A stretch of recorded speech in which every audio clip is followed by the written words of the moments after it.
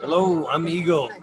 Eagle Gardens. Eagle Gardens 1 on Instagram. And this is fucking talking shit with Eagle 226.5. Rabbit hole. Thought I'd pop back on. Do a rabbit hole, hang out with you guys. Smoke for a minute. See if anybody wants to hang.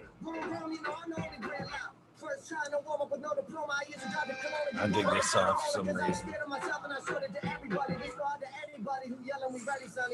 Running. Ready.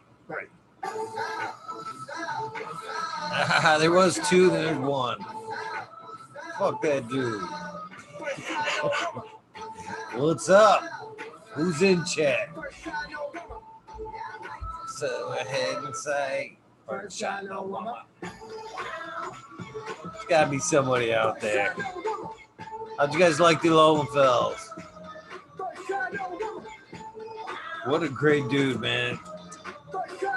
Even nicer that he lived up to his word after it took me forever to get back with him after he told me from day one he'd come on the show, but I was a little intimidated to get him on way back then.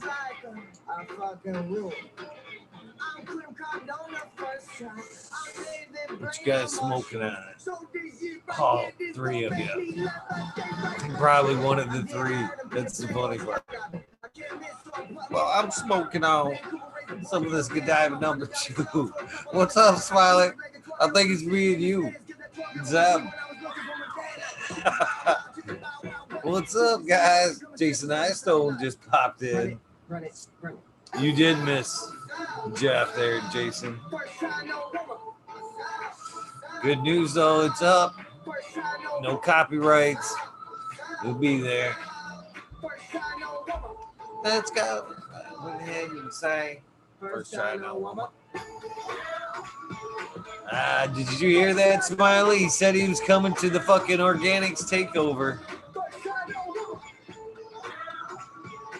I fucking got a double confirmation on that. Blueberry. Ooh, that sounds pretty good. Always like that blueberry strain.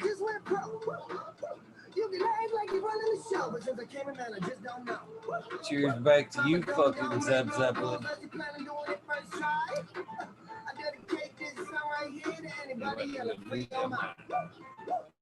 Run it.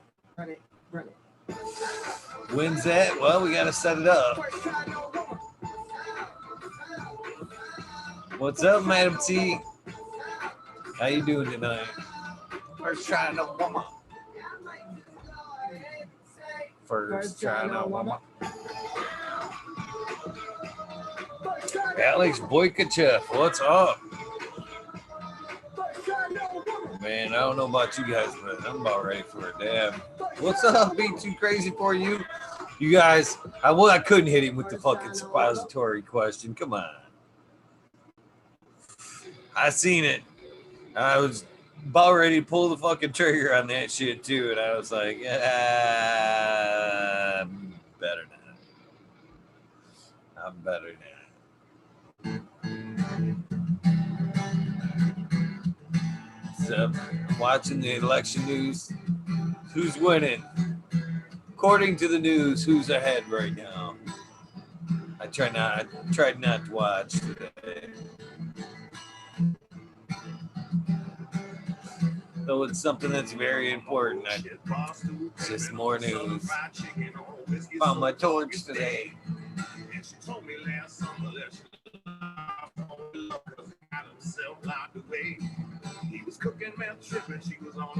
Oh, he was on. It was funny because not only was he on, I fucking sitting there. I just barely fucking getting up, walking around this morning, and I get an email that says Lowenfeld fucking waiting in my Zoom meeting at 11:26 this morning, and I was all like, "Oh shit!" He all sent me an email. It was like, "I think it's tonight Is it? I'm like, I think it's 7:30 your time tonight. Hopefully we're still on. He was like, yeah, we're still on. So he actually showed up twice today for the show. How badass is that? Bullshit, drinking with some trouble, toast on the sea double, and then put me in city jail. Sometimes you make problems, and the only way to solve it is always walk around with bail. I thought, man, once I seen that email this morning, I was like, oh shit, there goes my guest for tonight.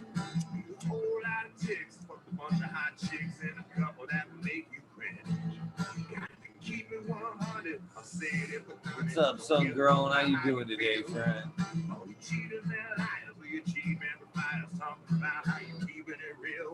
Little fucking Everlast here. You guys Everlast fans. You got some good ass tunes. What's up, GMO? Yeah, I was hoping to get him a little bit longer, but I think it was a little over an hour and a half, probably. I'll take that. It was a little bit over an hour. That's pretty good for a one-on-one, I think. It's good to hear, my friend. Good to hear. You get that fucking damn shit out here. It's my book. Had a little record book there. Did I put Brandon on here? No, I gotta put Brandon's sticker on here. What's up, Tommy Tricone? What's up, man? I gotta get my list out, man. There's fucking some new names that were in here fucking earlier. Got one right there. What's up, Smoke? Oh, fuck. Smart Poker? Is that it? Did I just fucking butcher your name there? Smart Poker? You know, I'm going to fuck that one up a few times, just to be honest with you. I believe I've already fucked it up twice. So I got to put Argo American in there.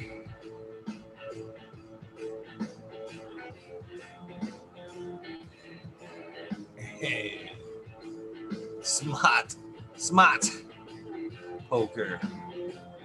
2 new names. Hello and welcome to the show there.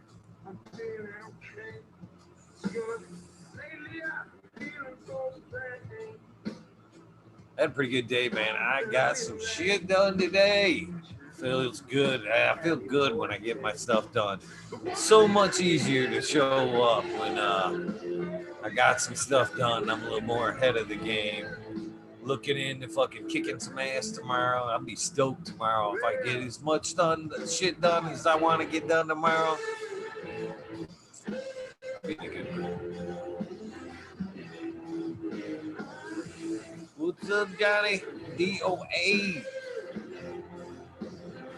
You know, there's a couple videos on the hash machine video there. DOA. Start to finish. On my channel. Just saying. What are we puffing tonight? I know I'm puffing some Godiva by the American one. I'm done fucking blew through all my fucking smash cake and my garlic punch that was ready. And smoking out some Godiva. Got a little bit of Orange Boss ready. I'll probably be picking on here in a minute. Good stuff. Got a bunch of new stuff to take down. I got the hashish and I got to take down yet. Got the Kineos lights that I'm going to probably have to re-veg just in case she's something special. It was the only one I had. I didn't even realize I had it. I actually thought I had all males there, and one girl snuck by. So hopefully she's a winner, and we'll see. We'll keep a little bit of it aside until I can make my decision there, and then yeah, we'll take it from there. What else we got going there? We got some Fort Jefferson coming. Transplanted Jack's Velvet Punch up potted it today. Some Can Queen's Manja Delight. Getting closer to fucking up potting and start showing off my jelly bean orange and Agent Orange and sangria. Seeing everybody's been posting up except my lazy ass.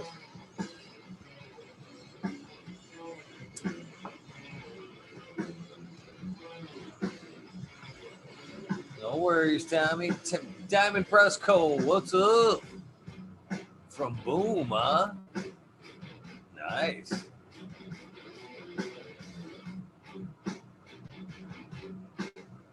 Well, I had it happen. Well, I missed something there.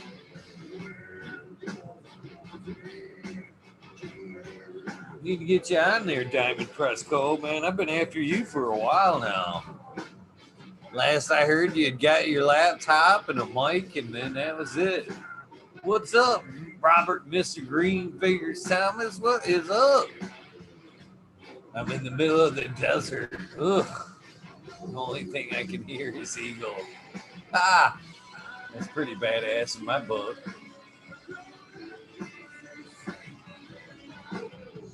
Oh, man. Oh, we're getting close to that time. Should I even be waiting? That's the fucking question.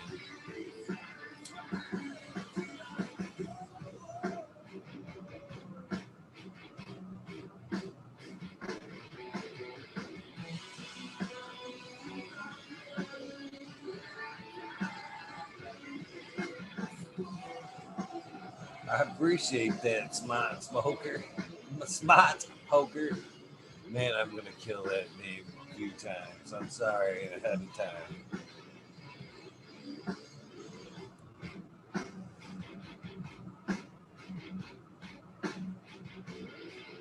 Yeah, that's a good thing, Diamond. That's a good thing. That means you're busy perfecting your craft, man. Hats off to you, brother. Fucking chasing that dream, man. Hats off to you, man. A lot of people don't chase them dreams, have them ideas, and chase that shit. Life's too short, man. Live your dreams. Be your own person. F it into the bucket. Dad's up, Bingus says. What's up, Bingus?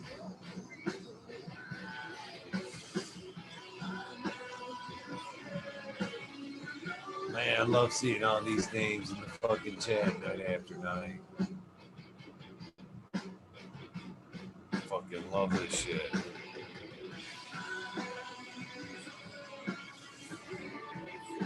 You just don't know how deep this shit is ingrained in me, man. I fucking love showing up night after night.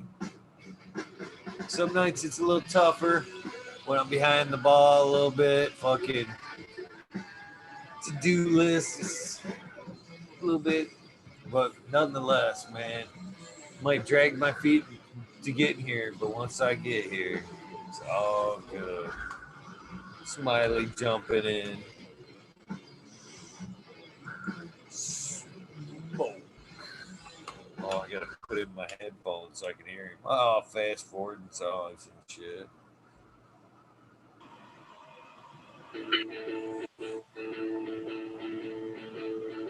What's up, Smiley?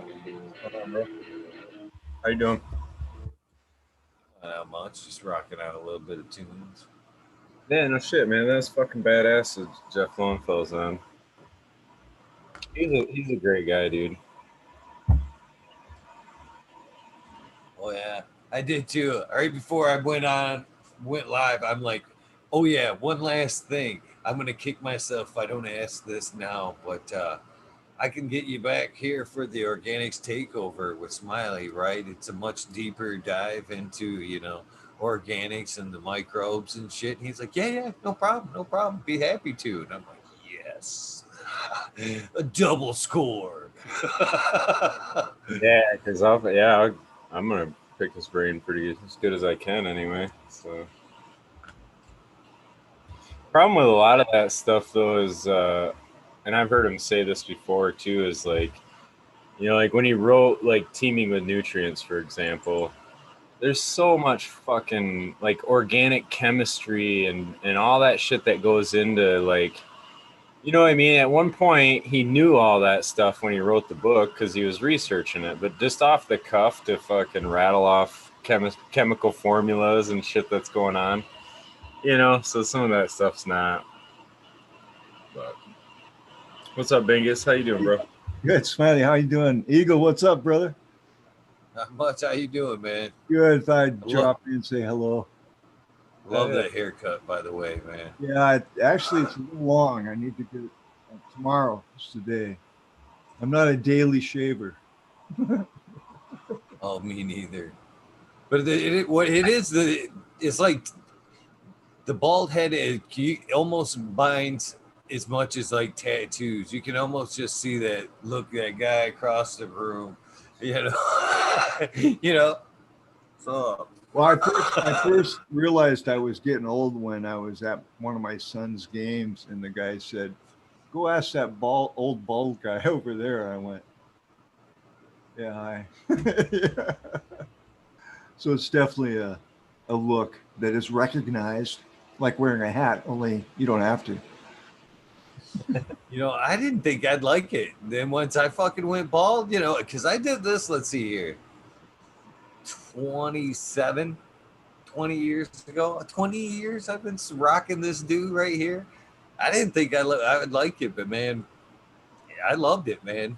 Easy haircut. You know, I've saved literally thousands of dollars, everybody. I'm telling you. But I've made it up in face wash because like I have a lot more face to wash now, damn it. I was in the red. I was in the red the first year. There was something about when I cut that shit off, I hit my head on everything. Oh. It was like the feelers were gone, and I just skinned it on everything for that first year. I had a dent in my head for about 2 years when I first bought a Spectrum King lead weight that I ran in my grow room, and it did a decent job, but dude, sharp corners, and I hit it more than once in the same spot, which just, yeah. So yeah, I like even now, like last night, I had to change my timer. We had a power outage, so, and I got 550s in the Spider Farmer, so they're not real heavy, but I get on the ladder and man, I'm just inching up because I can't really see, you know, exactly where I'm going to hit the lights. But yeah, that's why I wore a hat when I was a mechanic too. So I kind of got in that habit, but like the brim of my hat would save me so many times from banging my head, man. And it was weird, but it kept grease and shit out of your hair too, all that stuff. It's like, I don't know. Well, you know about cars. My dad was a mechanic, and every time I went out in there, he was a body and fender mechanic actually, and which came in handy in a couple of wrecks that I had. But he would chase me out of the garage. Say, get out of here. You know what your hands look like these? Get out of here. Yeah, smart man. I don't know about that. Shit, I can't work on a car now. Yeah, you don't. I'd have done the same, man. It's not a career you want to, I don't know, at least until stuff changes, I guess. I don't know, dude. It's he was old school. My dad was born in 1907. I mean, he had me when he was almost 50, I think. So I had an older style upbringing, I guess you could say. They had horses and buggies and shit when he was a kid. Are you kidding me? I was going to say, when you said he's a mechanic, what is that, like the Amish mechanic where you see the guy with his hand up the horse's rear end? No, I think World War II, he turned into a mechanic. He worked on tanks. So, yeah, that was a while ago, eh? That is sweet, though, man. Talked with a few of the guys from the military like that. They're mechanics, and that shit they work on, man. I geek out about some of that stuff because that equipment's just fucking specialized and badass. You know what I mean? You're never gonna see stuff like that As a regular mechanic, you would never see stuff like that. You know what I'm saying? No, like tracks no and way. shit like that. Well, my dad's his wrists, because he used weights and he pounded shit out. I mean, to smooth, which unbelievable to me. But his wrists were like, I could never beat my dad in arm wrestling as hard as I tried. No way. Just he would just go, pink, just stand there and smile. Are you done, boy? You know, just like. So, Yeah, generation there. Sneaking in that dab, guys. It is just a 20. It's just 21. I didn't want to interrupt, but it is close enough. No. Still good. It's like that 5-second rule. It's still good. It's still good. I'm dying for one too. See what you guys have done to me with this dab rig. That's some never dab rig. I'm going to take a bong ripper. I'm liking the music myself. I don't know. You know, it's funny you say that, Bingus. I started playing this song a long time ago. Well, when I first started playing it, it was the Offspring intermission. And it is this song with just basically them. I don't even want to do it. They make like a ooh and a ah, and they say intermission through it. And so I quit playing that, and I found this like basically almost like knockoff version, right? And I've been playing this, and I rarely get fucked with. Last night, the fucking Offspring smacked me with a copyright fucking infringement, and I want to fight the shit so bad. I'm like, this ain't even your fucking song, and it happens a lot. They step in and like, oh, we heard just enough of it. You're playing our song again, fucker. But it ain't even them. And every time they do it, I want to fight it so bad. But being the show it is, I try not to. I'm not fighting too much with YouTube. I'm picking my battles. Wise decision, but I fart in their general direction. Yeah, pick your battles with YouTube. There's everything's a little messed up, you know, on social media. I've managed to avoid. I mean, my channel is still there. I mean, several guys are gone, and I just take the approach that I'm renting space from YouTube, and I try to be a good tenant. But I still say the landlord sucks occasionally. But you know, just saying. Oh, I don't. Because I can very much remember Mr. Subcool, good friend of mine, fucking sat there and he looked right into the camera. And he was like, you know, it was right after a few of them got taken out too. And he was like, yeah, fuck them, beep, beep, beep, yeah, I don't give a shit, beep, beep, beep. And he was calling them right out. It was like 2 days later, channel gone. It was like, oh, you had to poke the bear, dude. You were outright called him by name and told him to piss off and shit. Well, I wondered why I got taken down. Well, YouTube's like a hammer, right? So I try not to look like a nail, and that's a perfect example of a nail. I'm more of like a little tack, you know. I've had a few like copyright warnings. They're like, "Hey, that music is copyrighted, but no worries. We're just going to advertise the fuck out of your video." I'm like, okay. So I got 3 or 4 of those, but I try to find when I go live, I don't see dude, you're just like the solid rock of live streams. My live streams go up for an hour, and then 30 minutes after they're done, they're deleted. Oh, really? You delete them all? I don't watch my voice. I don't watch what I say too much. So usually after a live stream, I think about, what did I just say? And I go, oh, fuck, delete. So, that's why I was so scared that one night when I was going off, when I should have just kept my mouth shut. And then the rabbit hole's for, man. We're fucking talking shit. Yeah, but dude, we don't want to get a channel deleted. And then when Eagle was having trouble uploading and shit, I was like freaking out. It was funny. Anyway. Oh, that was just a matter of circumstance. That's all that was. Yeah, I mean, if you were really that concerned about it and you asked me to pull that shit, I would have pulled it. I just didn't want any backlash. That was kind of a sensitive subject, so yeah. I need to watch it. I try not to discuss politics, religion, and sports. Good, good. You know, It's very wise. go Niners. Oh, sorry. That is. Dude, I went over to Smiley's YouTube page. I was getting ready to watch some videos. There's no videos. I don't have any videos. No. Mine are all age protected, so if you're not of age, you can't watch them, Bingus. So Oh, I gotta be sure, man.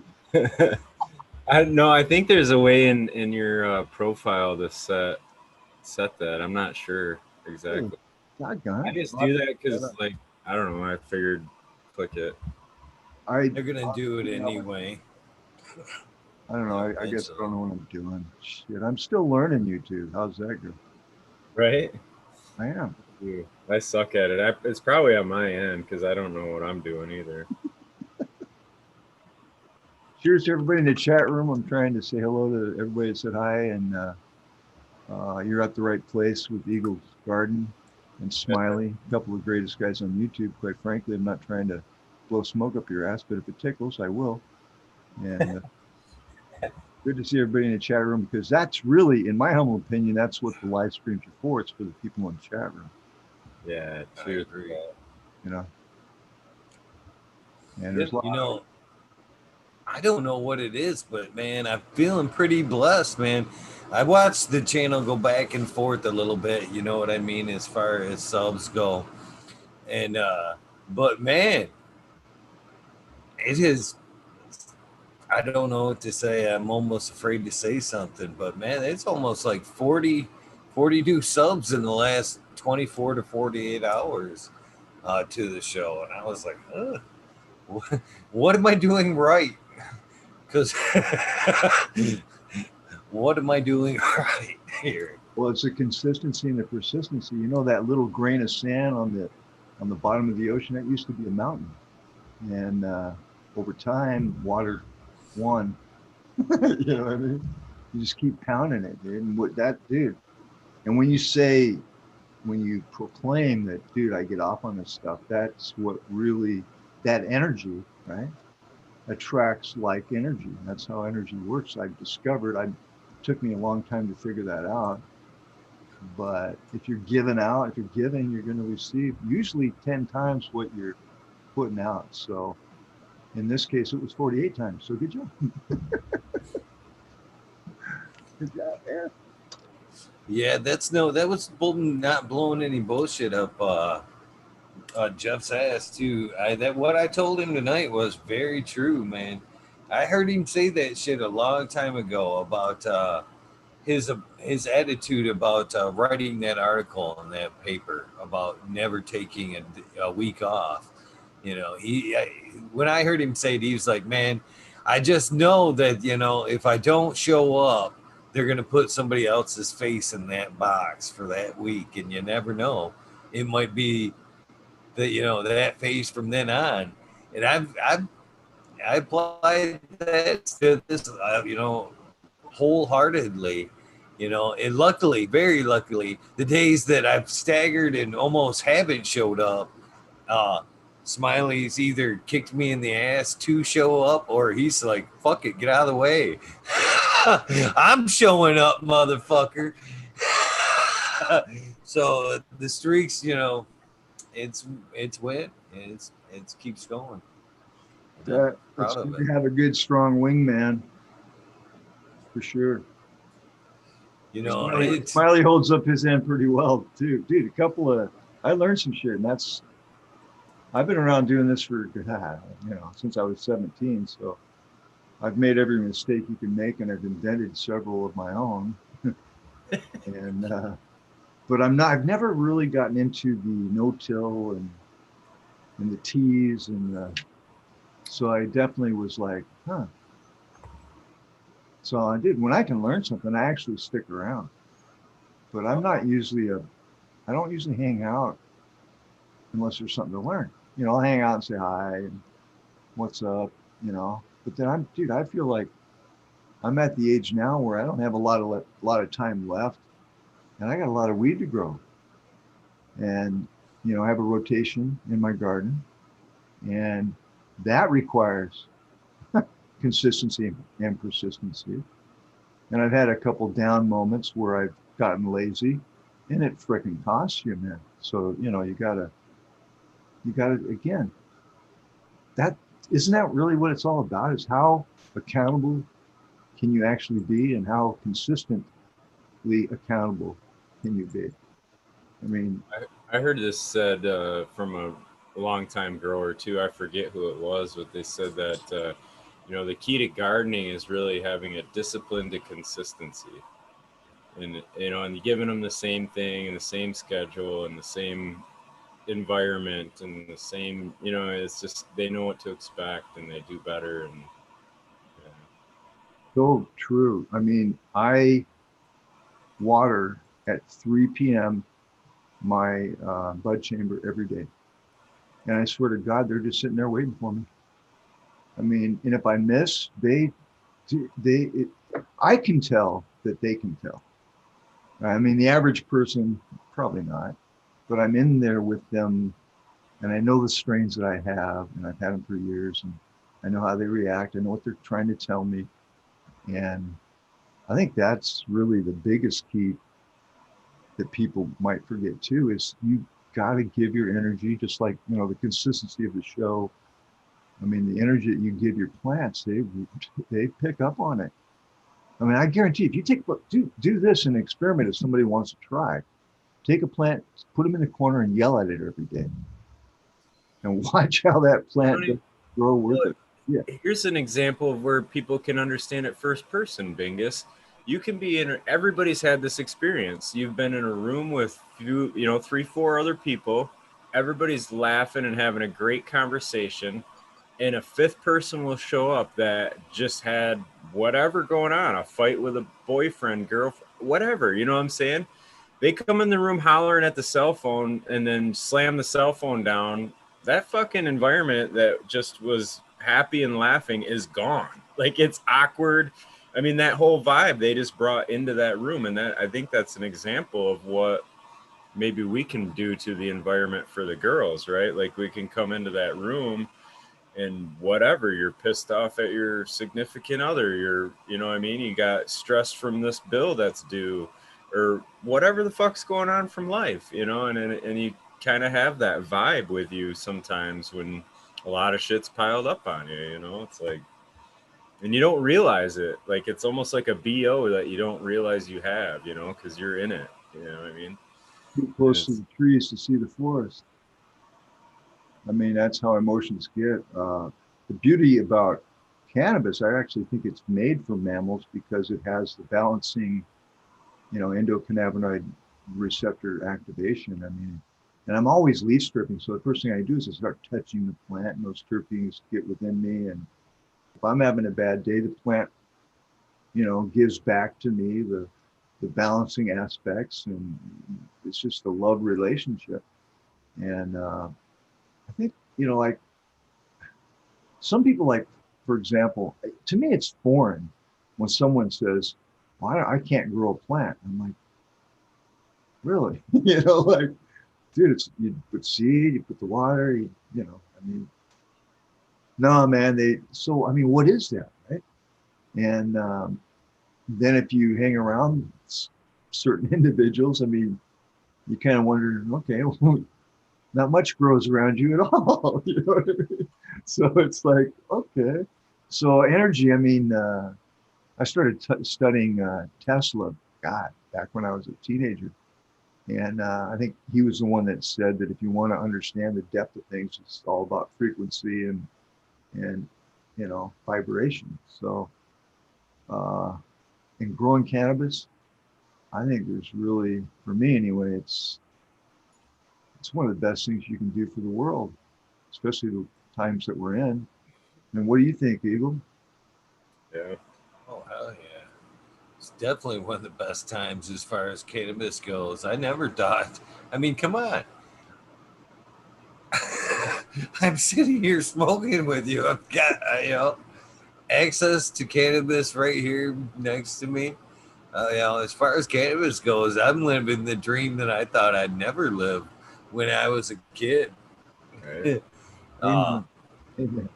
yeah, every day I'm honored to wake up and be able to do what I do.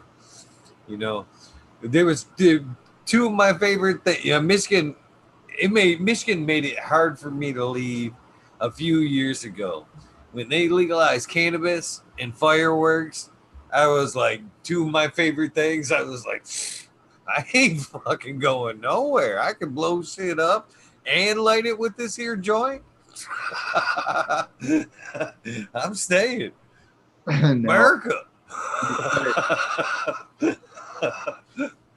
need to get psilocybin on it too. What do you want, buddy? A cat. Oh, we do. Ann Arbor just passed it. Ann Arbor, Michigan just passed medical research for psilocybin. So in Ann Arbor, it is. And it did, that's where it started here in Michigan, too.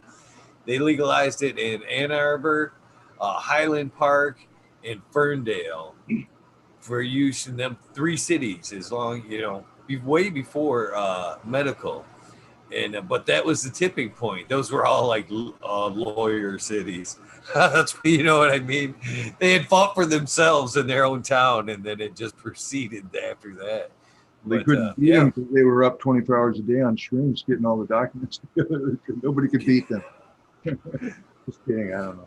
But yeah, that's, Michigan's going to fall into the Great Lakes with the amount of people that are going to be moving there. So I think it's great. Oregon's okay. I mean, I live out in a small town, so it's nobody messes with me at all. I mean, the sheriff's, I can walk to the sheriff's office. I've been in that jail several times. They all know who I am. They all know why I was arrested. I've been in a cage twice, for growing. And I was joking with one of the sheriffs the other day, and I said, dude, I can forgive and I forget, but how do I get my money back? You guys, dude, when you go through the system, it just costs you so much money, and that's how I got busted the second time. I had to grow to pay for my first bust, so just people turning you in and stuff. I mean, I'm just so happy we're past those days. You know what I mean? I don't think you could get a jury together in Oregon that would prosecute anybody for cannabis right now. The first trouble I got in once I was a caregiver, I was ready to fight. I was ready to put everything I could, everything I had into it. I was too. They weren't, I was not satisfied in any way with what they were trying to offer me for bullshit. I had followed the law. I kind of, I stretched it to its fullest, but I didn't break it. And, they were trying to punish me to the fullest for it. And I wasn't having it. They not only wanted to take my medical cannabis away from me for a period of 2 years for probation, but they didn't want me to even be around cannabis for that probation period either, which meant no cultivation for my patients either. And I didn't think that was fair. And I was ready to fight for myself and my patients because, like, I told that to my lawyer too. I said, not only are you asking me to possibly take my pain and go back to dealing with, prescription drugs to deal with my pain, but you are asking 5 other people now to do the same. And that isn't fair to anybody. And I was real. I fought it tooth and nail. I fought it to the very end. I actually got a court appointed a lawyer, and they weren't ready to fight. And then I went and I got who was it? Matt Abel here in Michigan, which was he's like the head of NORML here in Michigan, and he was one of the people that helped get the law.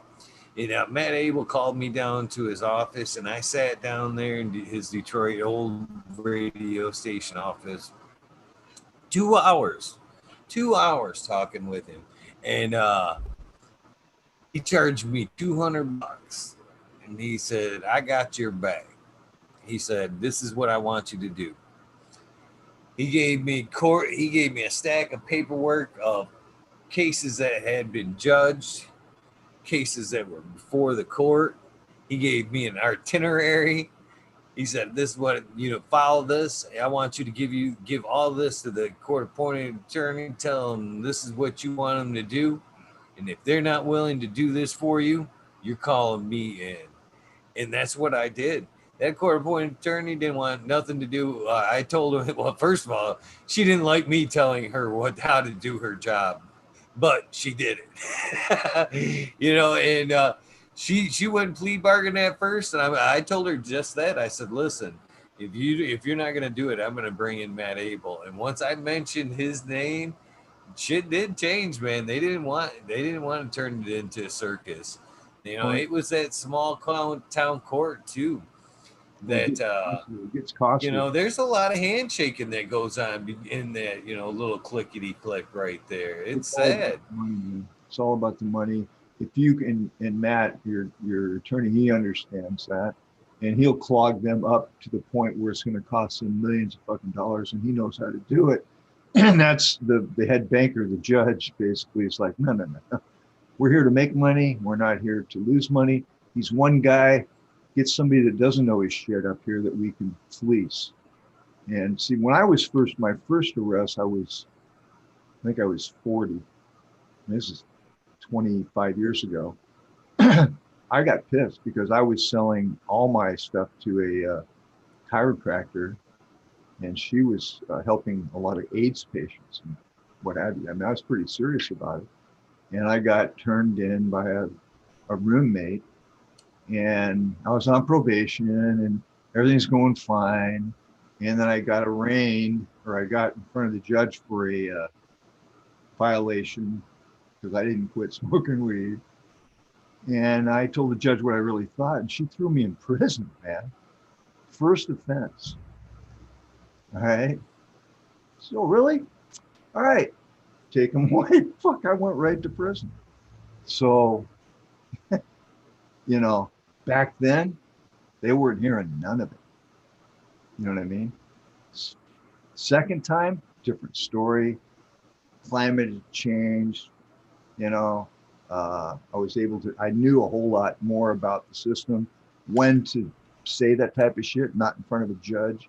You want that to go through your attorney, right? You don't want to give them the opportunity to just, we can make more money on you by having you be a slave in prison. So yeah, you want to smart off again? No. So, but now I understand the system. It's like you got to get dragged through the system to understand how it really works. And it's all about money. And you want to hear something funny is I got into playing a lot of poker with my two oldest boys. And I was sitting across the table from the district attorney that fucking prosecuted me in my first case. All right. And here I'm playing poker with this guy. And I was like, "You remember me?" He goes, "Oh yeah." You take his money at least, or what? Yeah, he was terrible. He's been, I don't know. Usually attorneys are really good at poker.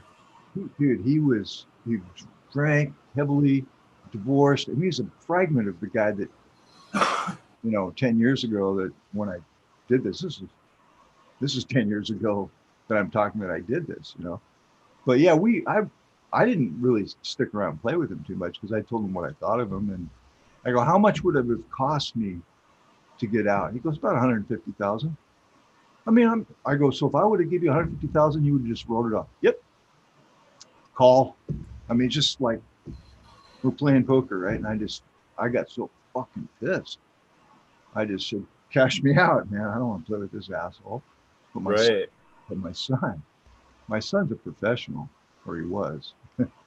And that guy, he got all our money back from him. But I don't think when you do that type of thing, when you're in the system like that and you're using the system to pick the pocket of the citizenry, I don't think your life's going to go very well. And when I looked at him, I realized that even though I wanted to just beat the shit out of him, that life had already done that for me, you know, because he was just a peanut of the turd that he used to be, you know. Yeah, no, definitely, I agree with that, man. And you get somebody has said it this way too. You get back often. We most often get back what we put out to the world. So what we get back from the world is often a result of what we're putting out to the world. You know, and that's the case for crooked politicians. That's the case, I think, for all that shit, man. If you're a cat burglar, if you're scamming people, if you're whatever, you know what I mean? It's like I've seen people too that like I've known since I was a kid, you know, and they've hustled their whole life, but they pay for it in their brain. You know what I mean? Like they're just mentally not there, just from all the shit. You know what I mean? Just all the hustles, all the different scams, whatever, doing whatever. You know what I mean? And it's like, yeah, just not there at all. Like I don't know. Well, It's it's like bad. I used to, you know, I used to have a lot really bad post-traumatic stress, but not so much. Since my heart surgery, I don't really, I don't get triggered, you know. It's, I mean, I shouldn't say that. I mean, I can get triggered, but I don't react uh, like I have post-traumatic stress. It's more of, I ask myself, what made you say that? You know, I mean, it's not like, you know, you've broken my heart with your statement. You know, it's more like, why, what kind of experience have you had in your life that you feel the need to treat me this way? You know, and it really changes the whole complexion of the situation. Whereas when I was younger, I would just punch the guy. Oh yeah, what do you got to say now, buddy? And then, you know, I'd wonder why life wasn't going well for me for the next few years. You know what I mean? It's like, idiot, you just punched the guy out, and Yeah, and back then you thought you were tough. Hey, I won. He's the one laying on the ground or whatever, you know. You're the one paying for fucking medical bills and police visits and whatever. it's it's interesting. Post-traumatic stress is no joke. I mean, and I had it as a young kid, and I played football. Well, shit, I rocketed to the top of the football playing aspect of things because I was so pissed off that I could destroy people on the field and get medals for it and trophies. But then, you know, after athletics, what do? You see, and that's where, you know, I started drinking and going out and looking for trouble. I didn't think I was, but yeah, that's why I have such nice teeth. Somebody bigger and stronger kind of wrecked them for me.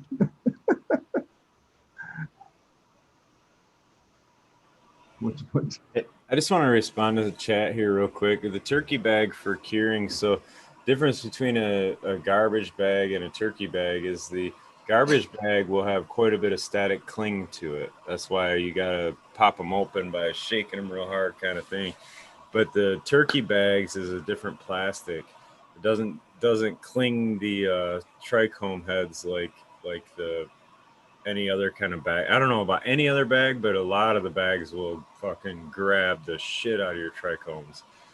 And the turkey bag is also food grade, which means it's not going to pass off an off gas or whatever. Where a trash bag, I don't think is going to have all that kind of stuff. Plus, trash bags, they often will put perfumes and shit in them. So you really got to watch that stuff. But that's what I do with the turkey bag. But for long-term cure, I definitely agree that the jar is the best way to go. The turkey bag, in my personal experience, isn't going to get you past about a month.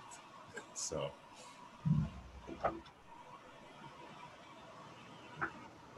Well said, sir. I like the fucking buckets if you have enough. There's enough. The buckets are. yeah, those are Even cool. if you're like being like lazy about it, You know what I mean? And you're just you've done your hang. You know, you haven't even bucked them yet. Yeah, I've got a stack right over here too. I love them things. You know, just to put them off in there still on the stick and do your trimming later. It's not a bad way to roll there. Just you're putting off the inedible though. You know what I mean? You're gonna get that call for a few good ones right when you're not ready, and you're gonna have to sit down and fucking knock out a few, and you're gonna be like, "Fuck! I wish this work was done." I actually forgot I had those nugs in there. I was just showing the bucket. I thought it was empty. It's a grassy No, pick. I was bonus. like finding money right there. Yeah, it's funny shit. Yeah. So I was long-term cure in that bucket. It's actually, I'm trying to think right now of like what would have been, what it even would have been. You know what I mean? I don't know. I didn't burp it, obviously. I could tell that when I opened it. It didn't get burped, but I'm burp it a couple times. I'm going to leave it go a little longer, see what happens. What's the worst, man? I can turn it into butter or something. Whatever. I watched. Oh man, I found they stayed pretty nice for a long period of time, man. I've got some nugs over there in that bucket there. I know that's been in there for 6 months.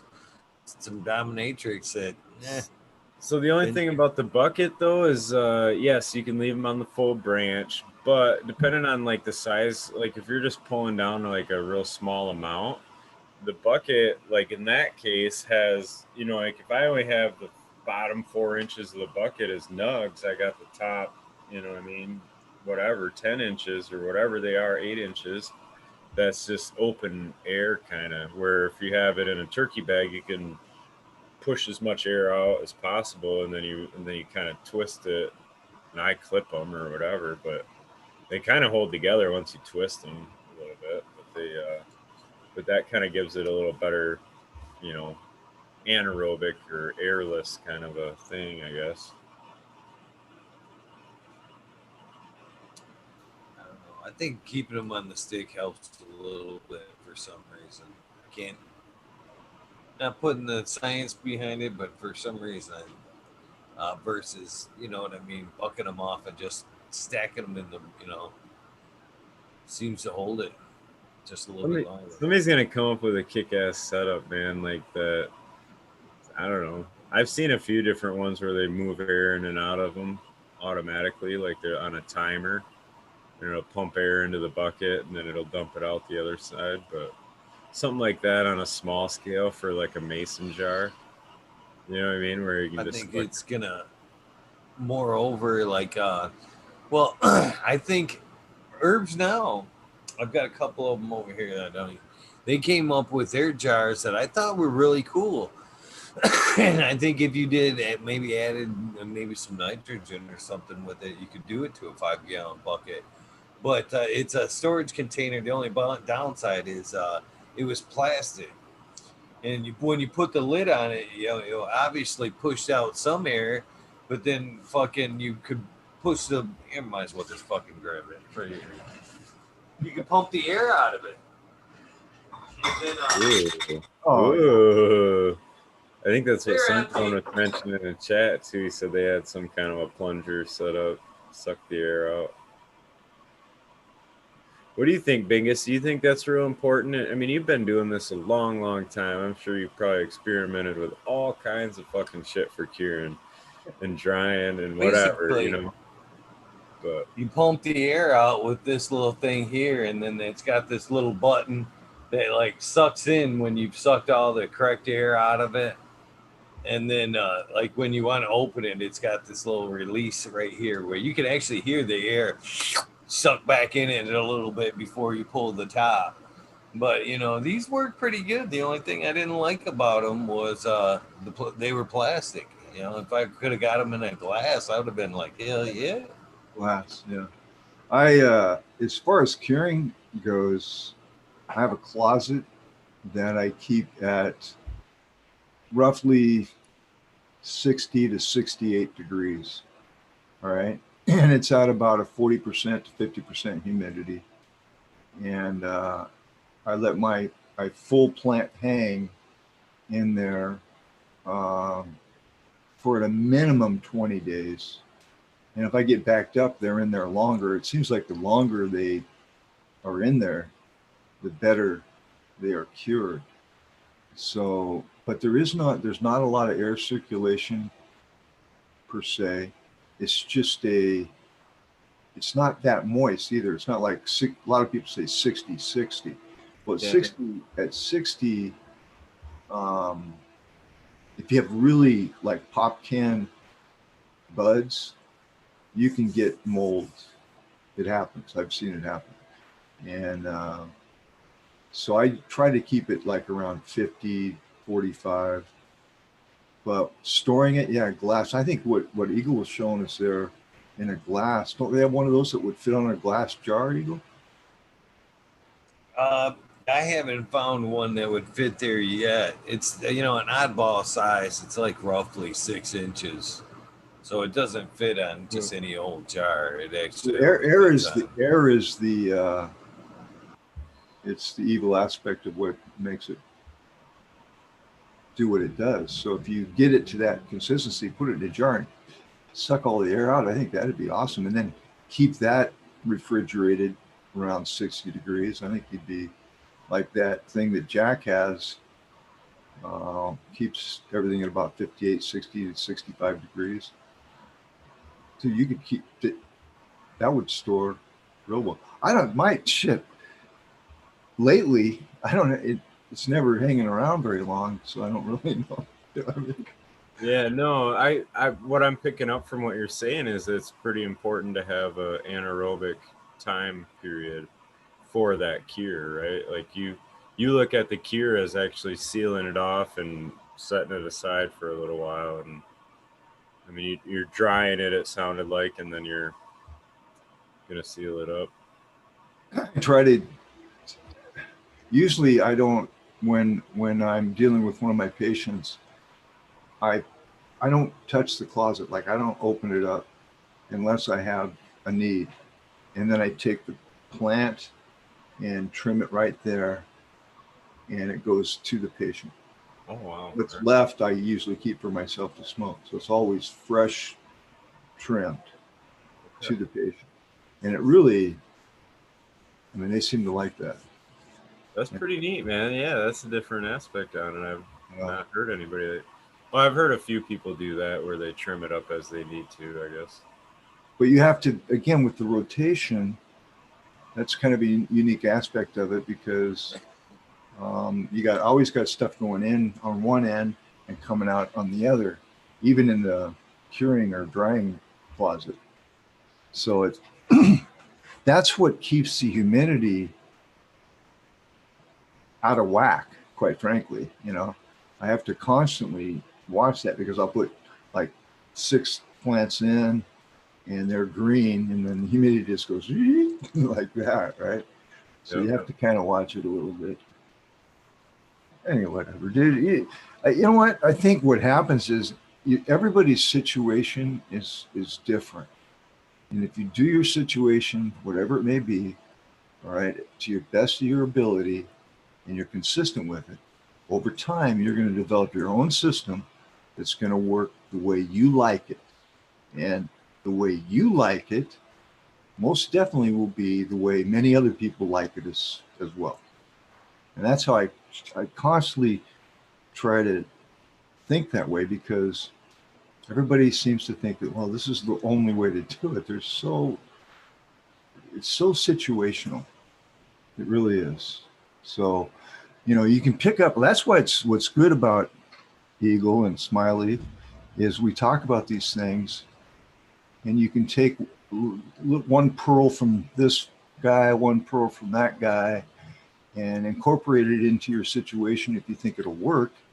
And if it doesn't, you can always just say, it didn't work. And right. But you're constantly getting new input.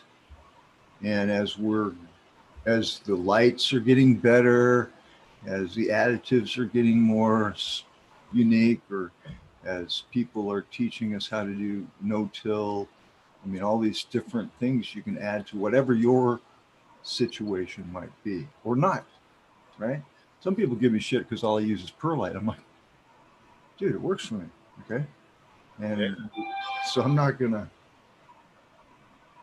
No, I know it's funny that it's like that too, because it's like sometimes it gets to be this like, oh, I have to be right kind of a thing, but it's like, like you said, that works for your situation, and try it. If it don't work, don't work. You know what I mean? It's like you got to figure out what works for you, and it's all taking tidbits. That's what I like, is having the people feel free to be able to voice what they do and not feel like they're gonna get like a big argument about it, because it's not a fucking argument. You know what I mean? It's just I'm sharing what the fuck I do. I don't know, like.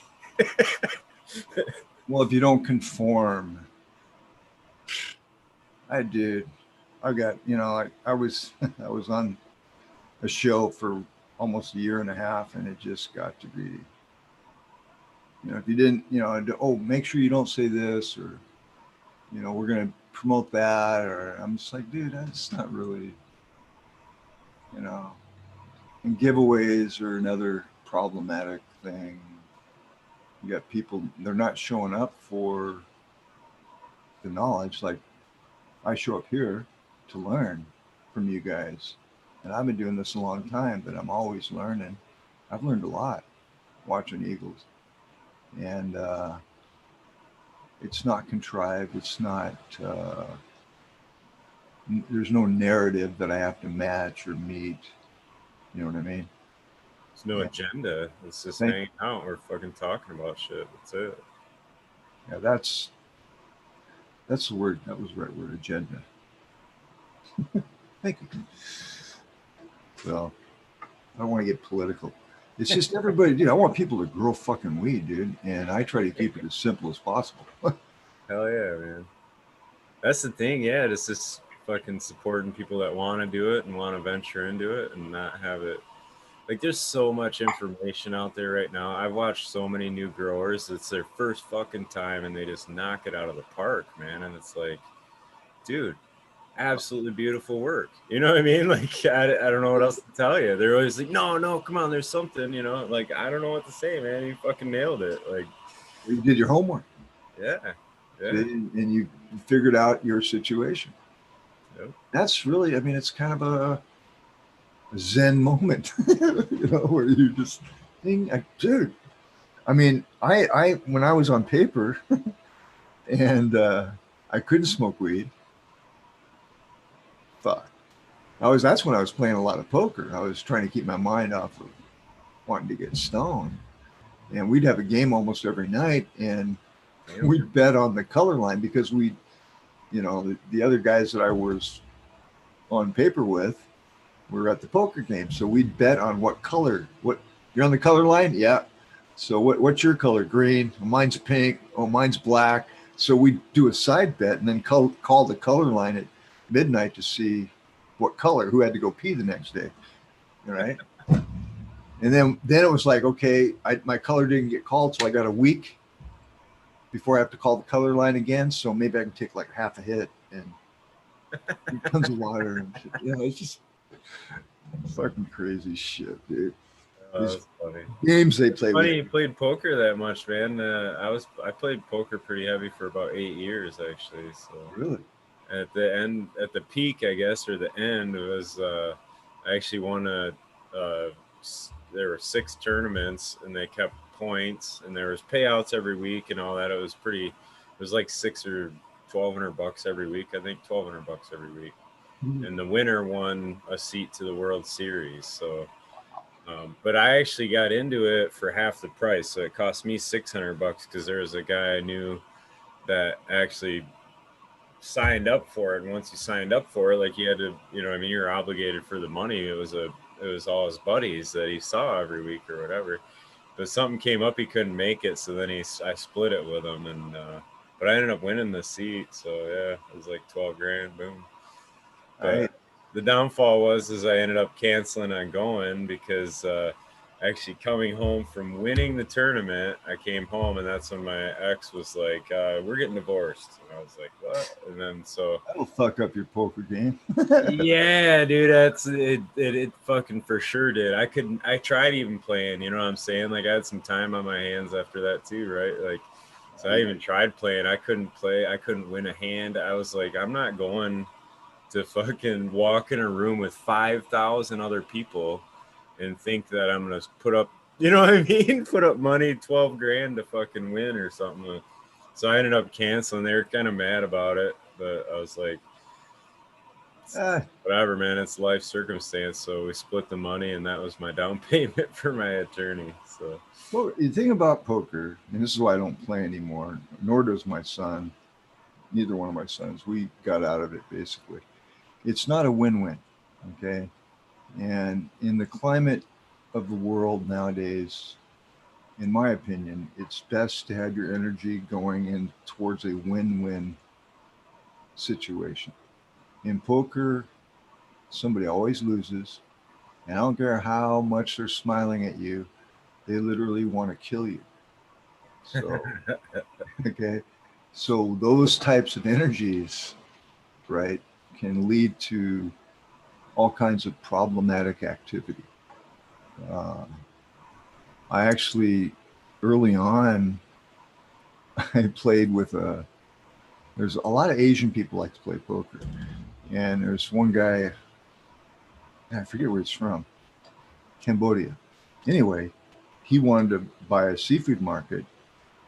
And long story short, I ended up getting involved in a seafood market where I was half owner of a seafood market. And his family was supposed to run it, and he died. Guy died in the middle of the deal. So I take my two oldest boys and we learned. I didn't even like seafood,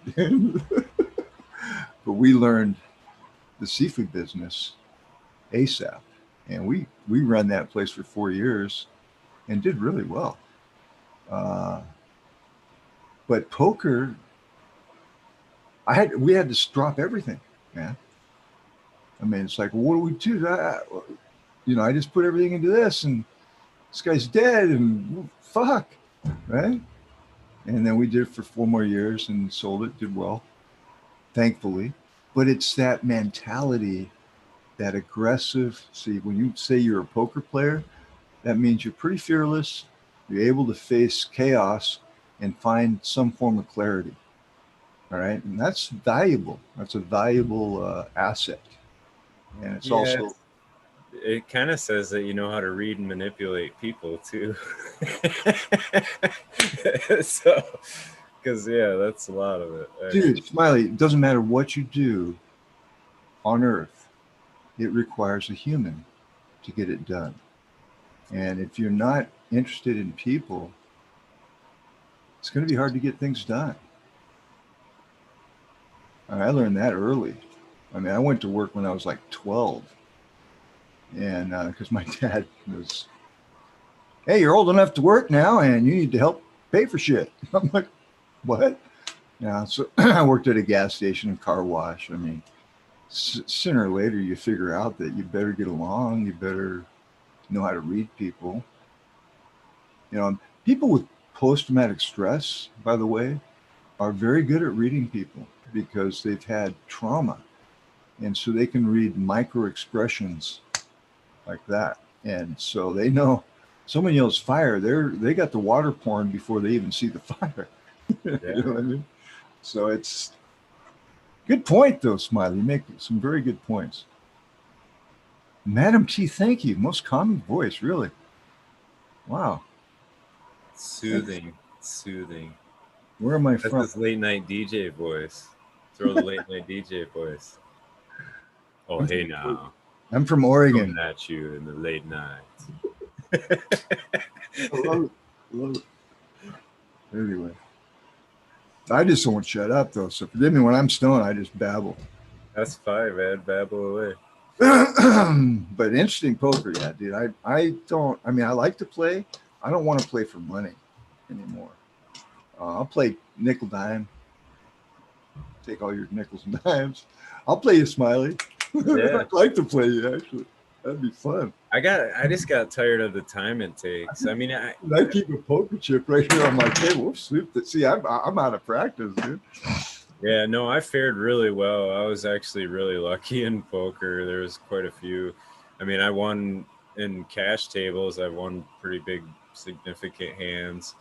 I'd placed in other tournaments and won, thousands of dollars. So it was, Cash is where it's yeah, at. pretty lucky with that. But the time involved, man, was just like unreal. It consumed everything. Like it's to get good at it, I should say. Like it's reading people, it's understanding like just little quirks, and you see shit, man, and it's crazy. But you start seeing shit when you start paying attention, and it's just, I don't know.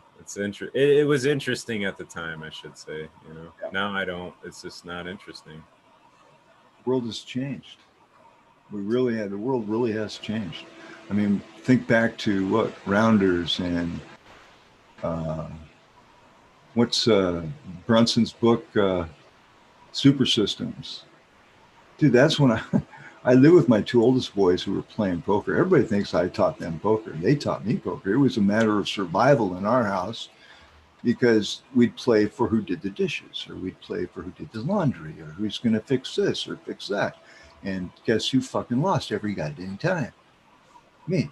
And I said, hey, I'm kind of sick of losing. And my middle son, he took this fucking encyclopedia book called Super Systems, says, here. So I dove into that, and then I could at least hold my own. But then I realized what a great, because I had post-traumatic stress. I mean, it fit. I could attack people and get a trophy. It's like football. You know what I mean? It was a battle. Every hand was so I was right back in that, feeding the post-traumatic stress disorder instead of calming it and realizing what I just mentioned. It's definitely not a win-win situation at all. Yeah. No, it isn't. It's not. It's even when you win. I mean, honestly, it's time away from everything. That's the biggest thing that always got me. It's like, man, I could have done so much other shit with that 5-6 hours that I just sat here with y'all. Like, I say that, and then we sit on here for 5. Yeah, but we're smoking weed, so I mean, we're balancing. Right. Yeah. We're in balance. We're not taking someone's livelihood. Some of these guys, dude. I mean, we had games that was fairly large sums of money on the table, and when you take 10 or 20 grand from a guy, the guy turns white. I mean, he goes into shock. I mean, no shit. I mean, he just took his whole year's whatever. I mean, we had a house on one of the most influential mountains in Tigard, Oregon. All the doctors and lawyers and shit would show up, and then one day, I'll share this story since it's history. Nobody would show up because we were just cleaning their clocks, the three of us, and we had 2 tables, and so we looked at each other. Well, what do you want to do? We had stopped doing any illegal shit. So one of my boys goes, well, what about the guys we used to sell weed to? Well, okay. So shit, they start coming in. They got more money than the fucking attorneys and lawyers and shit. And then one day, the guy wants to leave. He owes like, I don't know, several $1,000s. And my oldest son says, where are you going? Well, I'll pay you later. He said, no. And so it's like, what do you want to do? He goes, well, the guy had a nice car, title your car, went out there, came back in with 5 pounds of weed. He goes, okay, this is good enough collateral for now. And we just held on to it, right? Week later, we get raided. Oh, fuck. Yeah, we weren't even in the weed business, dude. And that was my second arrest. Because we had made our money in the weed business and got out. What did he call it? He probably fucking turned you in too. Like, oh, absolutely. He was already in trouble. Yeah, that sucks. So stupid, fucking stupid. Yeah. Right? So definitely not a win-win. No. No, doesn't it? So after that, after having to pay for it, like we were in the weed business on an illegal level for about 10 years prior to that and done very well, thankfully, because we had to pay for all our attorneys to get through that mess. And it's just, again, back at square one, well, let's do a seafood market. Okay. That's life though, man. You take it every day as it comes. Like there's some of that where you gotta plan ahead and shoot off in the distance. But I mean ultimately you're taking her minute by minute, really, It's really that experience. I look back on it now and I really grew as a human being. I mean, it was negative, but I really had to go again. I'm like, dude, I already did this once, right? And so I really took my time going through it and paying attention to what the F was really going on. And that's when I learned this is just a big bank. I mean, period. You get in front of the judge, and if you act up, they just add more money. Oh, you're wasting my time. Okay, that's another 1,000 or two. I got in front of the judge at one point, and she asked me, "What do you got to say?" I go, "I'm just here to make payment and be accountable for any wrong I've done." And she looked at me and said, "What did you just say?" She gave me the lowest possible fine that I could get because I didn't sit there and go, "Oh, Your Honor, I'm a good person. It wasn't my fault. It's the system. And when did he win?" And then meanwhile, the dollar signs are just going ding, ding, ding, ding, ding, ding, ding, ding, ding, ding, ding, ding, ding, ding. She's sitting back going, "Okay, good. We're going to make a lot of money on you." Fucking system is crooked. Period. End of sentence. Dodge it. Best you can. It's definitely designed to try to keep you in there, and it definitely got worse once it got privatized. We should have pretty much fucking snagged that opportunity right back, because once prisons became privatized, now it's a business. They want to keep you there. You know what I mean? Not only do they want to keep you there, there's extras, and every time you fuck up. And not only that, when they sell that shit, they sell that fucking the state is mandatory. A lot of times you wonder why these local cops are fucking busting your balls for, bullshit. It's because they have an obligation to the county fucking jail to keep them beds fucking full. They're the And salesman. so, yeah. You're the salesman. I said that to a cop one time. I go, "You're just a salesman." He goes, "What?" I go, "Yeah, if you make enough sales today, they'll probably get you to lieutenant." He's just like, because dude, it's just revenue. It's just cat. I mean, what DUIs are the average? I've had 2 DUIs. That's why I don't drink much. Average DUI back then was $8,000. And you got cops saying, "Yeah, I've given out," they're just like, "I got the top award for giving out DUIs. I'm top salesman." I mean, basically, only you can't say no to that sale. You just can't. Driver's and registration and bend over, please. Basically. Wow. Yeah, I Really? couldn't. I was gonna say, really, it's up to the cop's decision too, right? Because they can just arrest you, and then it's up to you. So you're ultimately you're guilty until proven innocent. You know what I mean? And it costs you a bunch of fucking money because of whatever decision they made when they stopped you. Yeah. That's why, you always got to be yes sir, no sir. Like just be polite. Don't be a dick because they can fuck you up real quick. I've done that, and it does not work well for you. No. It costs you way more, twice as much. And then dude, on my second DUI, I tried to fight it. Bad idea. Very bad idea, guys. I'm telling you. I had to do everything twice as much, twice as long in the fucking drug treatment or alcohol treatment. That's another story, dude. I started to have fun with it. I'd go to the treatment classes and run the class. That's funny, man. Biggest interesting dude. But whatever. I just tried to make the best out of every situation. I mean, because we're here for the experience, right? So let me throw it at you. See if you can keep up, type of deal. And those fuckers, man, the money they make, they deserve everything you can throw at them. And drug counselors, are you kidding me? They're just there to. They're on the dairyman's card. Basically, they milk you. Yeah, they're like the 0-hour teacher or detention teacher, right? Like, I don't know how it was at everybody's school, but I remember our school, the detention teacher was like the parking lot security guy and like, or whatever. I don't think he was that, but he didn't do a whole lot other than sit in the fucking room with all the, all the kids in detention during the day. It was like daycare for fuck ups, basically.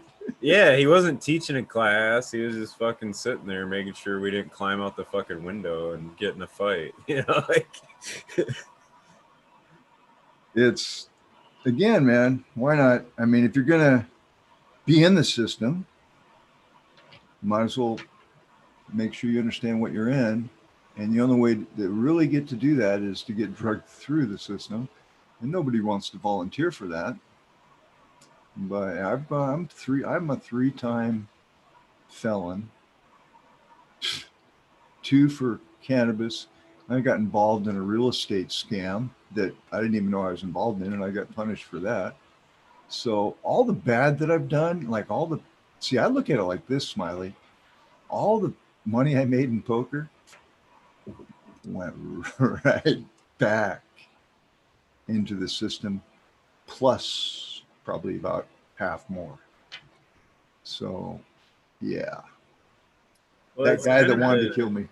Well, in a way, it's not a dishonest way, but I mean, gambling is kind of just like it's a expedient way, you know what I mean? And it's not the expedient way is not always the best way. That's all.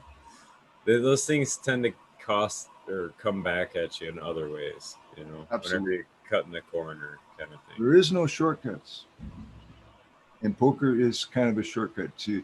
It's what was the guy that one pro, he said it's a hard way to make an easy living. Okay. That's a very good hard way. Yeah. To make an easy living. I forget who is that said that. I used to know all the shit. I just don't go there anymore, dude. Yeah. I just don't even think about it. Yeah. So I used to be the guy, I would sit there and I wouldn't talk to nobody.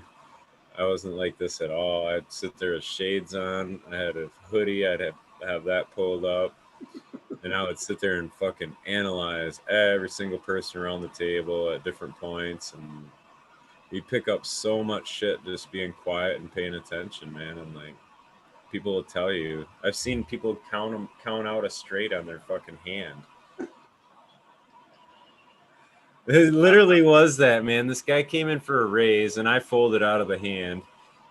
And it goes around to this old lady, and she literally was sitting there, and she fucking counted it on her fingers, 1, 2, 3, 4, 5, and then went all in over the top of him. And the guy called with 2 pair. I'm like, what the fuck, dude? You didn't see her count that out on her fucking hand? Like,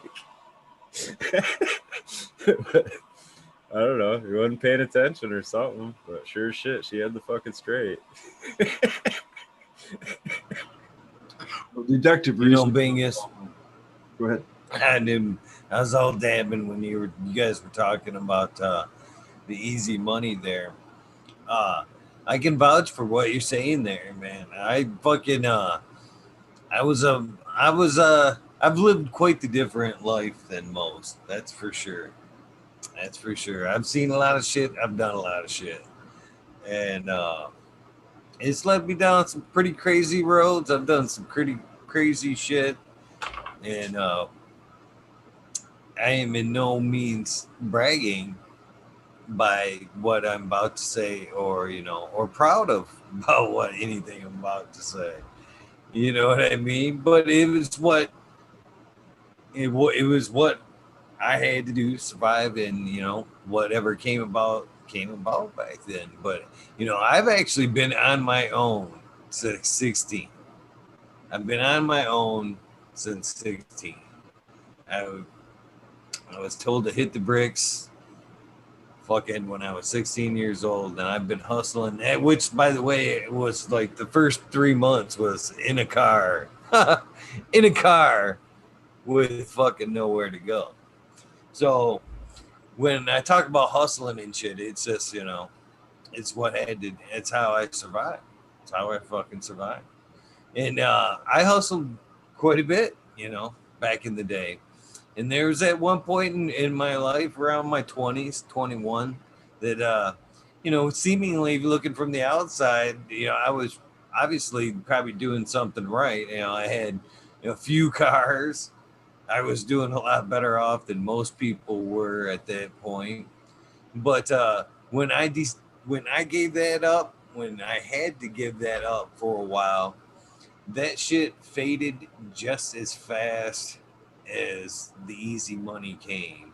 That shit disappeared, and it what every material thing I have, every adamant object I have to this day was honestly made. You know what I mean? Nothing I've ever made, or anything that ever came about from a quick buck, has ever stuck in my life. It's always been fucking earned. And it's just life. You know what I mean? Easy come, easy go. But sometimes them easy goes, man, can take you a few. That easy. It might seem easy in the beginning, but it could take you a few steps back. That's for sure. It's easy to look back, like we're doing, and feel victorious because we survived it. But going through it, no. I mean, I was 17, my friend. So my dad died when I was 17, and my stepmother was terrible. So I was gone a few months after he died. And yeah, do what you got to do, man. I mean, I'm not proud of those days, but Oddly enough, it was cannabis that set me on that road. Then, honestly enough, and it wasn't even my cannabis at the point. It was honestly in a in listen to this ironic situation here. Okay, for one, it was it was my father. Well, that's a whole nother story. We'll go maybe some there. But it was his pot. It was his pot. It was his weed, and it wasn't even my weed. I guess if you would say it was my brother had pinched his stash and had brought it to me and was like, "Here, will you please roll this up? I don't fucking know how to roll it up. I can't roll. Will you roll it up?" So I was in the midst of standing there, busting up a joint at the fucking on the dresser there, when he came in and caught me rolling the fucking his weed basically when I was told to hit the bricks. So basically, I was, I guess, being a terrible brother, I guess, by helping my brother smoke. But it wasn't even me. I wasn't even getting high. It wasn't even my. It it wasn't was even time my for that shit. experience for you, basically. You know what I mean? Basically, That's like when we got busted the second time. I was like, what the fuck, dude? We haven't done anything. It doesn't matter. You got, and that's when I just sat back and I went, dude, this isn't right. And but it was time for me to come to that realization. It was time for me to go through the shitload of experiences that were not positive right then and there, to come to the conclusions that needed to happen in order for me to change, all right, in the right direction. At least that's the way I look at it now, right? at the time, I'm thinking, you know, fuck, I don't even know what it's hard for me to even imagine thinking that way anymore. You see what I mean? It's like I want to go back and just talk to that guy and say, hey, you need to just smoke more weed and meditate more and, you know, quit playing poker and quit thinking in that survival mode on top of that with post-traumatic stress. That you're just a shark in the water, right? Looking for that bait all the time, right?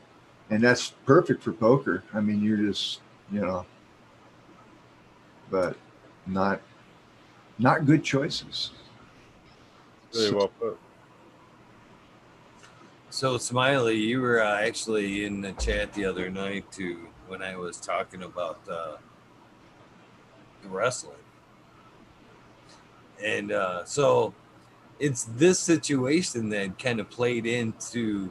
So this is probably 2.5 months prior to that moment with the wrestling coach. So, and he knows this. He knows I'm down and out, living in a fucking car. When he fucking shunned that fucking scholarship out from underneath my feet. So yeah, that was fucking a sucker punch fucking in life right there, man. That was Not, man, because that's what directs you to where you are today. You wouldn't be who you are today without all them steps. That's So all we're at, man. You can take a punch, brother.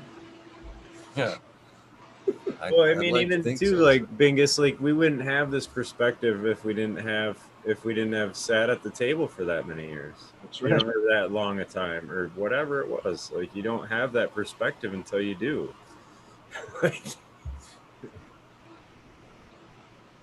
Yeah, win big, get pulled up after the game, lose all your money. That happened twice to me. Private cash games you got to really be careful. We had some really high rolling Persians in our area that better be tough too. You know what I mean? It's like, so it's just, you're just intersecting with high risk. You're thinking that it's going to be high profit, and it's not. It's just you're feeding your adrenaline more than in your ego than anything else. You know. Yeah.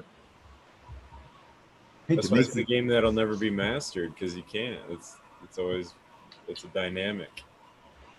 You're right. What's up, Bob Groves? How you doing?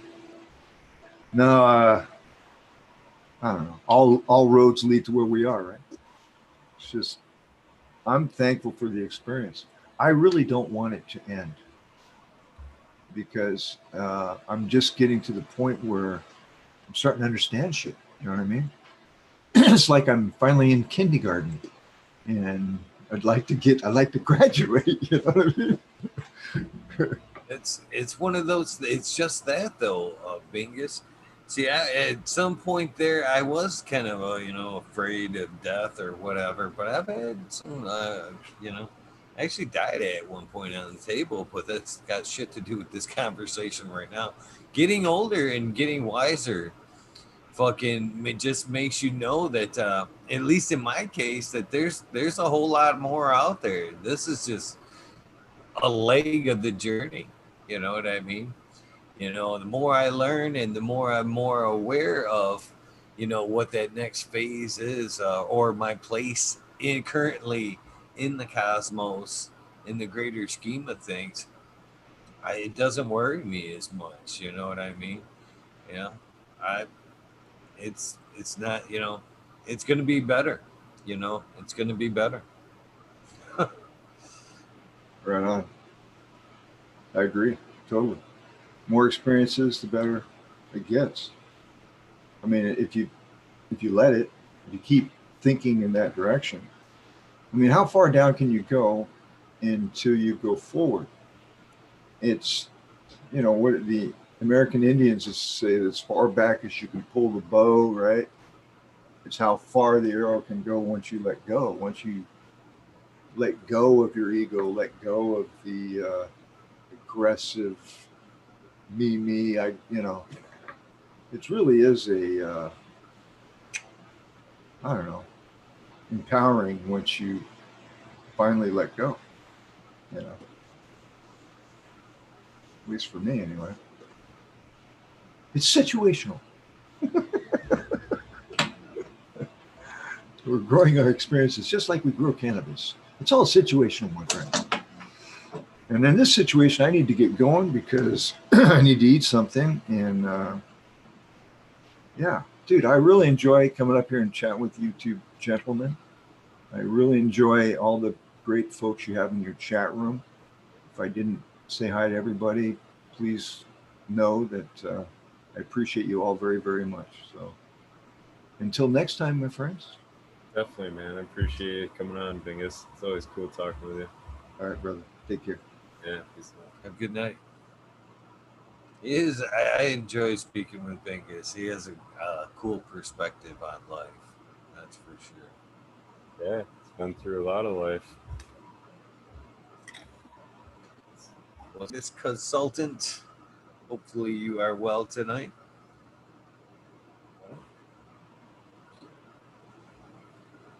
Oh, you're on Got a bunch of. We are Michigan Dom in the chat tonight, man. Hell yeah, Michigan represent, bringing it. We're gonna take it over. No, I don't even think that's a statement that anybody could make in the U.S. Like, we're gonna take over the cannabis. Yeah, right, dude.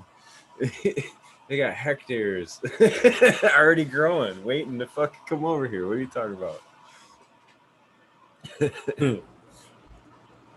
So, how hard was it for me to look at Mr. Lowenfels there? What's up, Green 13? Good fucking morning to you, my friend. Surf Craft, I gotta put you in the book. When he was sitting there telling me that, well, I'm sure that most of the recreational weed they're harvested over there in Michigan's autoflower, and I'm thinking, I'm 200% sure it's not.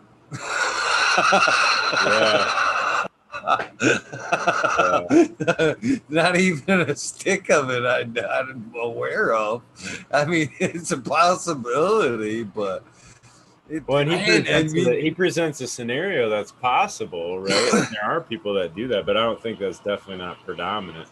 And it may be predominant. Like, he's seeing the tip of the iceberg, so to speak. But yeah, I don't see it being sustainable. Maybe outdoors when you can go, like you said, you're going like 2 foot and just have a machine, you know what I mean? Just knock it down and then the water, and sit it and forget it. You'll walk away, and but not indoors. I can't see it. That's the other thing too. Is costing you, unless you're doing your own breeding. Every plant you put down is now costing you, when before you were housing your own genetics and producing your own plants for nothing. It's totally apples and oranges is what he's talking. Because like in the field production that he's talking, and that's oil production, a lot of it. You know what I mean?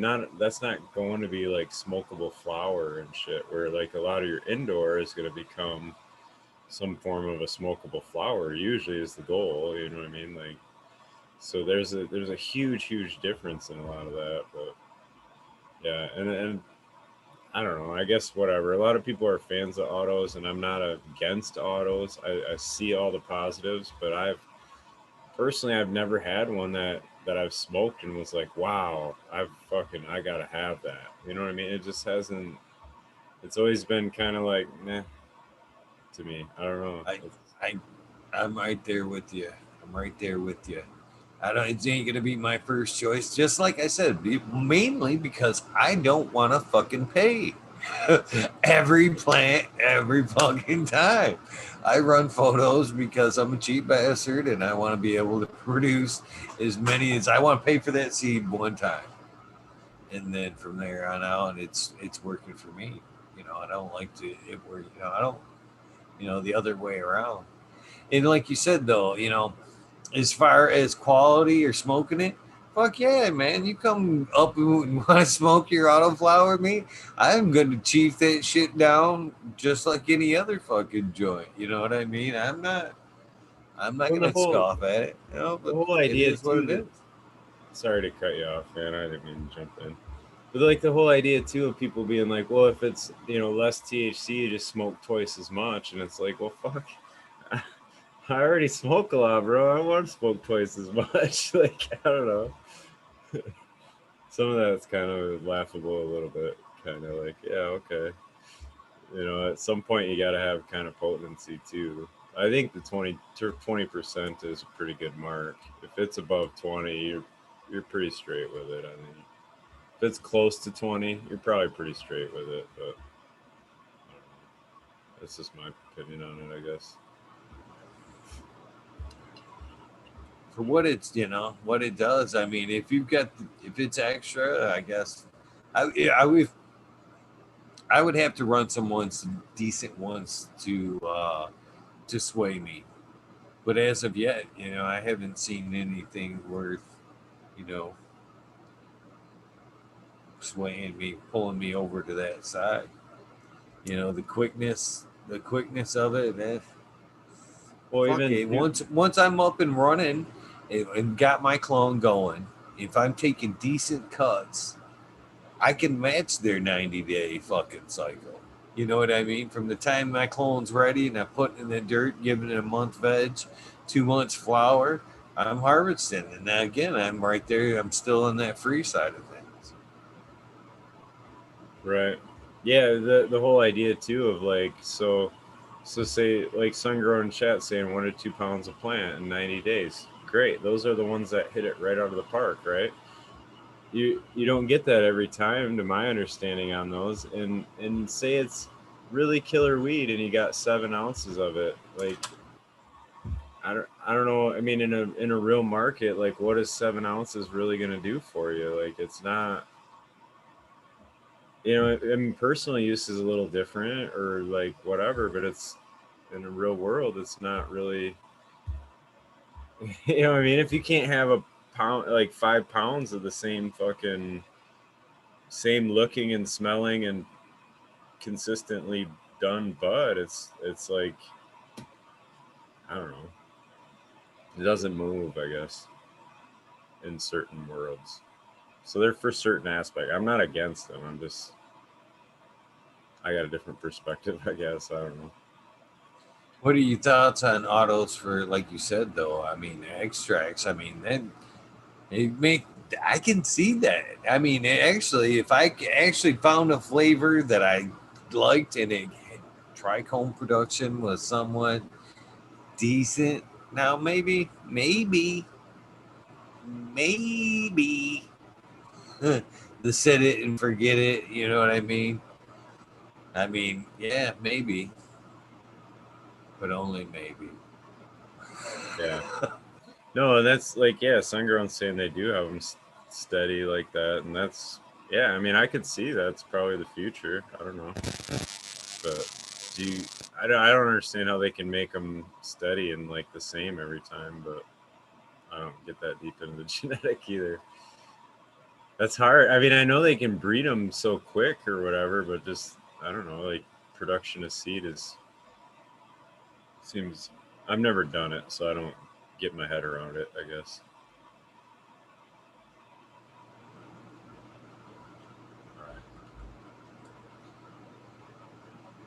Saying cheers to E. It's funny because now I am using the keyboard a little bit more now that I'm fucking pointing the shit out.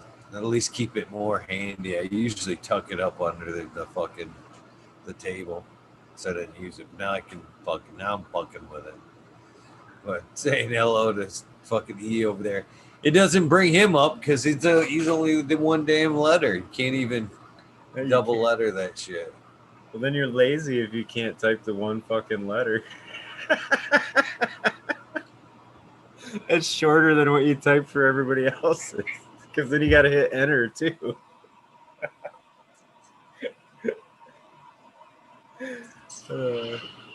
That's some funny shit. It is nice to see. Yeah, I was just saying though, it's kind of getting fucked. You know, you did as a highlighting. You know what I mean? It doesn't even put him in the list when you're running through there. Should. It's gonna have to be EE now, so that Eagle can have it typed in automatically. Yeah. Unfortunately, I fuck up and change enough names. We don't have to redo the single letters. I'm just fucking around. It's funny though. That's pretty bad when you gotta like redo the single letters and shit. You're like, really? E isn't good enough. One letter.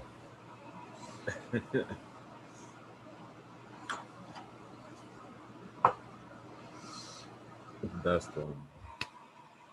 Yeah.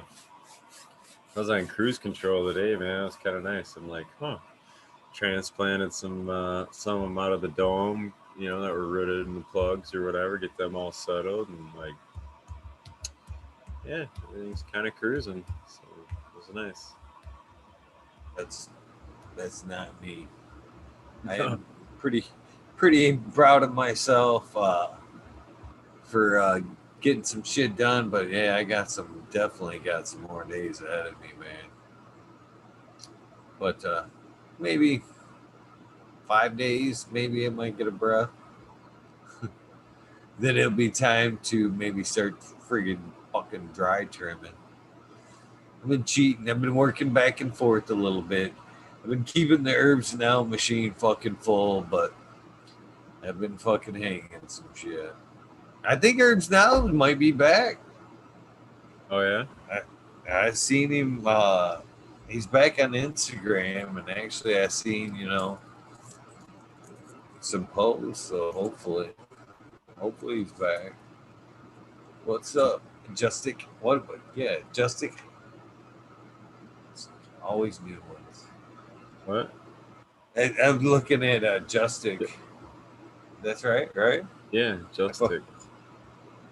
I seen that. I actually kind of been skipping it in my shout outs because I see the MYC there. And when I'm going down my list, I'm like, man, did I fucking leave off half the name? Because it's just the 3 letters there. I'm like, man, did I just have a brain fart in the middle of writing this down? So I've tried to say it once or twice. Then I've looked at it a few times. I'm like, man, I don't even know what I was trying to do here. Because it's MYC. Is it Mike? Justin Mike? I guess that's how you'd say it, right? Yeah, MYC. Mick. Justin Mick. Help us, Justin. And I just called him Justin. Oh, Lord. I should just step back quietly while I'm ahead. I'm not even ahead, and I'm behind on this. Yeah.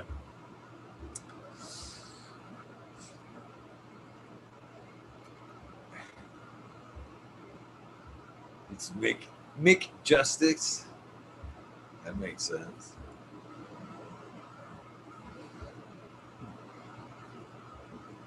Nice.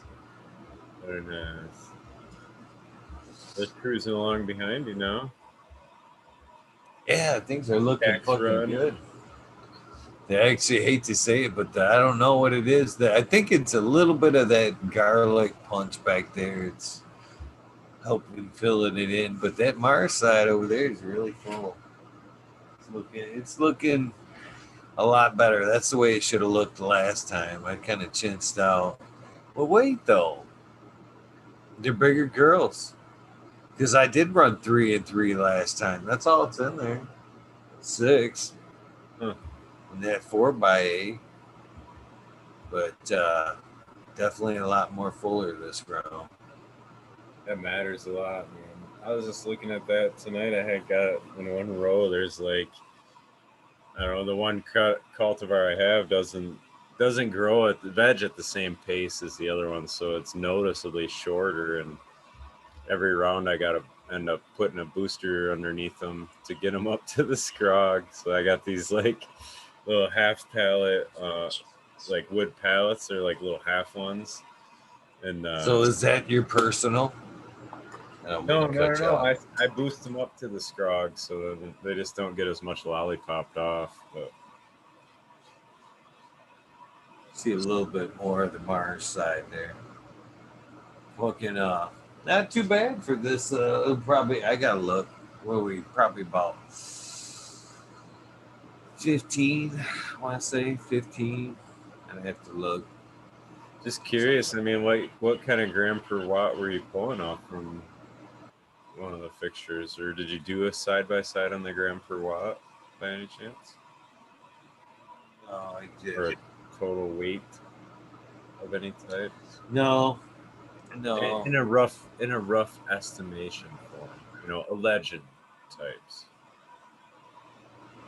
Well, they were roughly 4 per, and that's what it was all on both sides. So there was 3 and 3,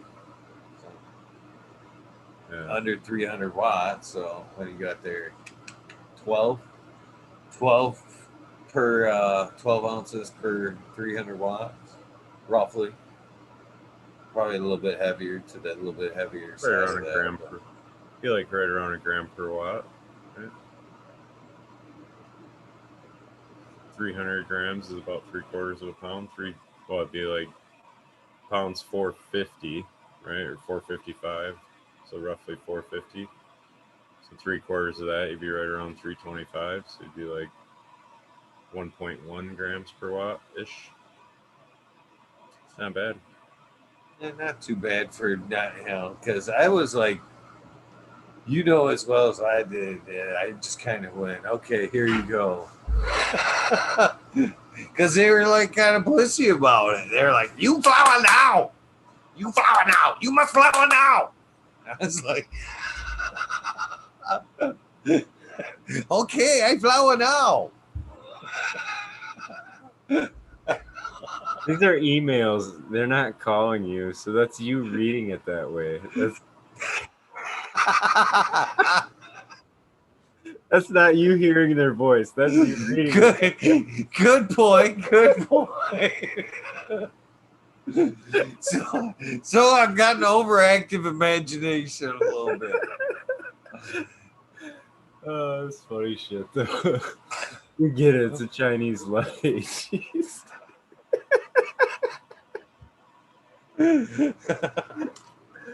Why you gotta be so racist? Oh, God. Crack me up. Oh, shit. 313. Good morning, my friend. Oh, G13. Thank you for saving us. I'm probably 3 minutes behind. I don't know what you were talking about. Oh, you missed all of it. That was good. I went to collect the iPad. I went to collect my iPad and I caught my daughter with her hand in the freaking cookie jar. Sweet draw. Yeah, funny as fuck, man. Because it's like first thing in the morning. What's going on? How was the interview? It's good, man. I thought it went pretty good. He said he's going to come back for and chat with Smiley on the organics takeover. So get a couple rounds with him. Yeah. Hey, pick his nose for a while. I mean, yeah. I'm just going to grab some headphones. I'll be back in a minute. Oh, yeah. Yeah. That was funny with the So they're on your butt, but they're done now, right? You did your thing, and now they're yours. You can do what you want with them. They're still asking me to post up links on the YouTube so I can get more free light. I'm like, I'm burned out. You keep your free light. Go post now. That's so funny, dude. Oh shit. Yeah, that's what I say. But then again, I seen fucking SoCal, man. He ain't been around in a minute, man. I was seeing his post the other day, man. He had his YouTube there, an update. He's running what is it? SP. It isn't even SP. I'm gonna fuck it up. It's a new light by them, and it's like the bar style. You know what I mean? I think it's like a 6 bar. You know, kind of like Gavita or like the Low Ooh, Pro the Max. bars. Yeah. So I might follow now. One more time.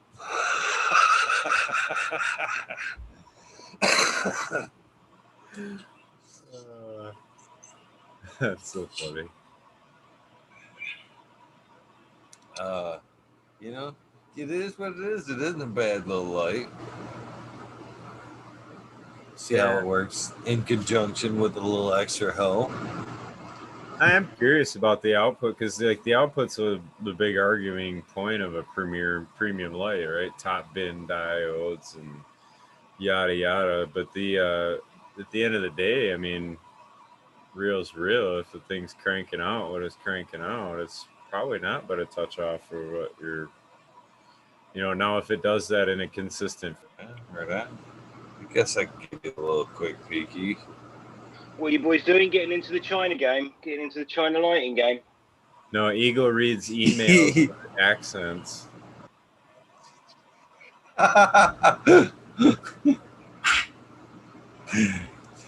But hey, isn't that a surprise? That shouldn't be any surprise because I've said that for this whole thing. I said after I meet these people and do these interviews, I don't see the words anymore, or as I see the writing in chat, I actually fucking hear the voice. That's how fucking goofy I am, or whatever, man. You've never met them though, or talked to them on the phone or nothing?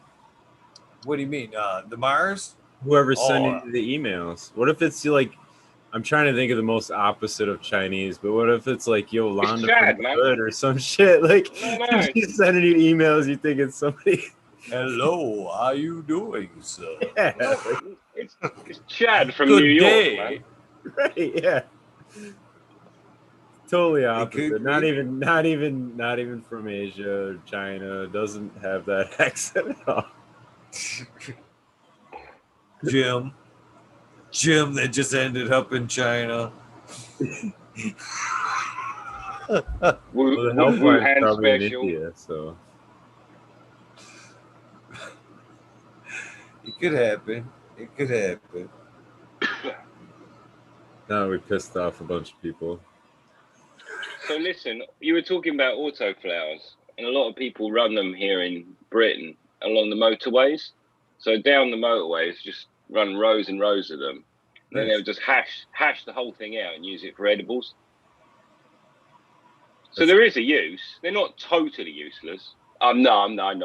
But I mean, yeah. But you guys run primarily diesel over there, right? So they get that nice diesel-y soot feel either right along the roadway there. I thought you were talking about New York City diesel. You're talking about diesel. Yeah, we run mostly fucking diesel, rude boy. It will not be pleasant. Yeah. And that's something to really consider, in all honesty, though. I mean, if you're right along the roadways like that, they're definitely getting hit with a lot of different particulate of shit. So, where are we going, Eagle? we got double Eagle. Yeah. Man, what are you doing? I was going to try to get you a better look at what's going on in the tent over here. Uh-huh. Come on, highlight yourself first. Hold on, I got you. Bam. Look at that shit. Look at that. That light's from outer space. Don't look too bad for a couple 300 watters and a little 100 watt, does it? No, it's good. I think All filled in down the back there, and it's not too heavy. no. I think I'm going to do well this run. Crushing it. looking at, like I said, less than day 15, but right around day 15. Yeah, they've had a little stretch. They've had a little bush out. Yeah, they definitely got a little bit more stretch to go. Another week. You know the strains, that J1? Yeah, that's the J1 right here. J1, J1, J1. Starfighter back right there. And then this over here in the back right there is garlic, that garlic punch. I had to clean my rig last night because it's everything tasted of garlic. Even the flipping orange terps tasted of garlic because the rig was just garlicked. That is a pretty heavy one. That garlic makes me sleepy. It hangs around, man. It's a hang around one for sure. Like after a bong rip or whatever. On my lips. Yeah, it stays in your like in your taste buds, kind of thing. Oh, sorry, I did this wrong, Eagle. Sorry, fucking this up. Boom. Oh, good. Oh, good. Yeah, I don't think it will do bad for 700 watts, considering what I've got over here. The HPS. Those HPSs are fucking. I've got 1,000 watt HPS over there, trying to crush in a four by. Well, it's a 4x8, but there's 2K in there. So for every 4x4, there's 1,000 watt kicking on it. You know what I mean? And fuck, that's this is way less than that. You know what I mean? This needs to happen over there. Yeah, what's going on over there? Get rid of that shit now. Come on. Said that Next month, pull another one out. Come on. Talk to the man from China, Chad. That's what I'm talking.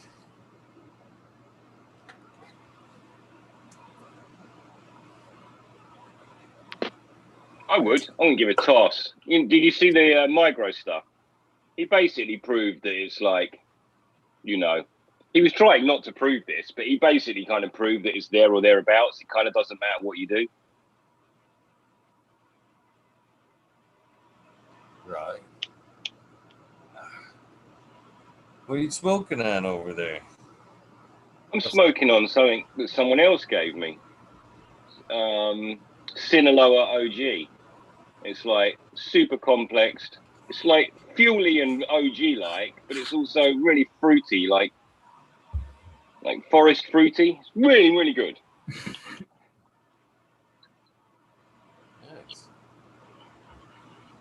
What about you, Smiley? Tuscadero. It's really, really good. Black cherry.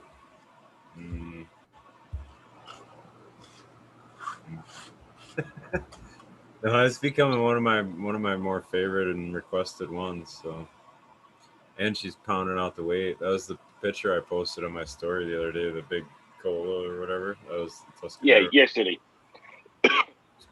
Starting to throw down. Is it heavy with black cherry? It's like quite indica and heavy, broadleaf. The as far as the plant structure, no, yeah, I guess it's broader leaf. It's not one of the broadest ones I have, but it's a hybrid, I believe. She grows pretty fast in veg too, so she keeps up the pace. I would call that more of a stretchy one. Those like black cherry, blackberry, those kinds of things. I feel like that's a heavier hit for me than something like lemon or whatever. Heavier, like sedative wise, or like heavier lung wise, or yeah, sedative wise. Yeah, this is pretty stony. See, I just call that stony, and like people talk about weed, and I just call that not stoned weed. Yeah, that's totally cool. Stony is a great one because you know what? Stony is actually difficult. Stony was all we had when we were kids. Everything was stony because it was fucking hashy nastiness. But yeah, it's rare now. Everything's high now. Yeah, euphoric and stuff. Everybody's like, "Oh, it gave me energy and stuff." Like, I don't know. Some of them I smoke, and I'm just like, people love them. I have one right now, mango, that I dropped or whatever. And I've had people come back and tell me it's the best weed they've ever smoked, and I just am like, I've never liked it. I've never liked it once that I've tried it. I've never even. It's like from the minute I had it harvested the first time, I was like, this thing's fucking gotta go. Like, Yeah, people start not coming back keeping like it. that. They're like, oh my God, it's just so good for the daytime buzz or whatever. And to me, it was like I could smoke it. I just felt like I didn't smoke anything. That's all. I got this amazing extract.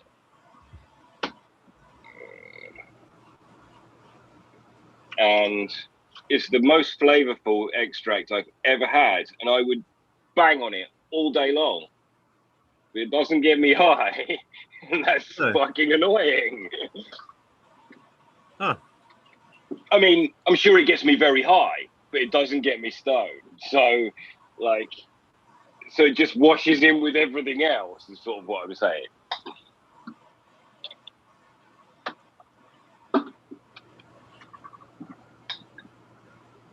But I think zesty for me, like anything that's sort of fruit zesty, that's just uppy for me. It's like a cup of coffee rather than a, like we're talking about.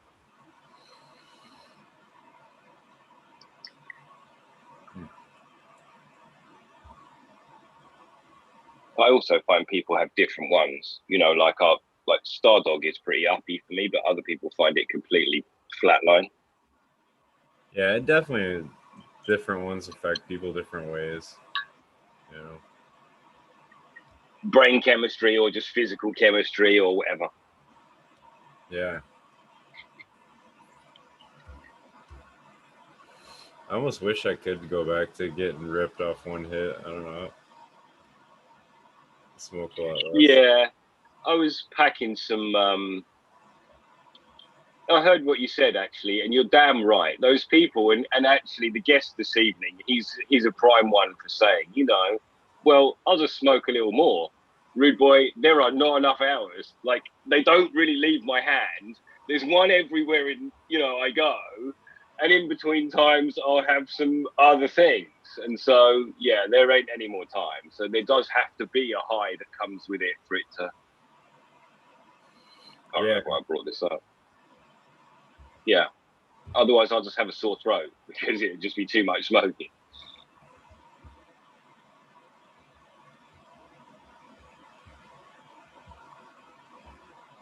Quarter the jar, you go. I smoke a lot. I smoke nearly all day. Nearly all day. Why are you eating sometimes? What's the nearly bit? Well, sometimes, I don't. There's something I have to do, that doesn't jive with cannabis, then, I'll skip it. But if I can, if I can sneak it in and be, I will, for sure. But there's just sometimes you can't. Someone who actually watches this show gave me a hit on a live rosin cart the other day. And that just made me believe I could go anywhere on the planet and hit that thing. I was like, right, this is the magic stick. I know they leak, that's the problem. But fucking hell, it was a complete dab. It was a dab hit in one little... Those are cool as shit, man. I've seen them, tried those before too. They get clogged up so fast was my experience with it. I had a similar one for a while. I'm not good at cleaning the tip, I guess, or the bowl, the ceramic bowl. Right. It was a little cartridge, and I'll bet that it might have been a 0.5 gram or something. That might help because you're done with it before it get too mucky. But Oh, the one I had was open white. It was like a little bowl with an open wire in the middle, and then you put a little mount in, and then you could hit it from there. But they would just plug up all the time, so you couldn't get past the little wire to clean them out, you know. So after a while. Oh, I know what you're talking about. No, this was just a cartridge. You're talking about like this sort of thing, aren't you? Yeah. Yep. Yeah. Okay. No, this was just liquid. Okay. It was I think he liquefies the rosin and probably in like an oven, something like that, Jartek or something, and so it's a complete liquid. So it's just e-liquid, but he hasn't added anything. Yeah, it's a tricky process. Solventless one. Yeah. I'm gonna hit the head. I'll be right back, boys. Right back. Cool.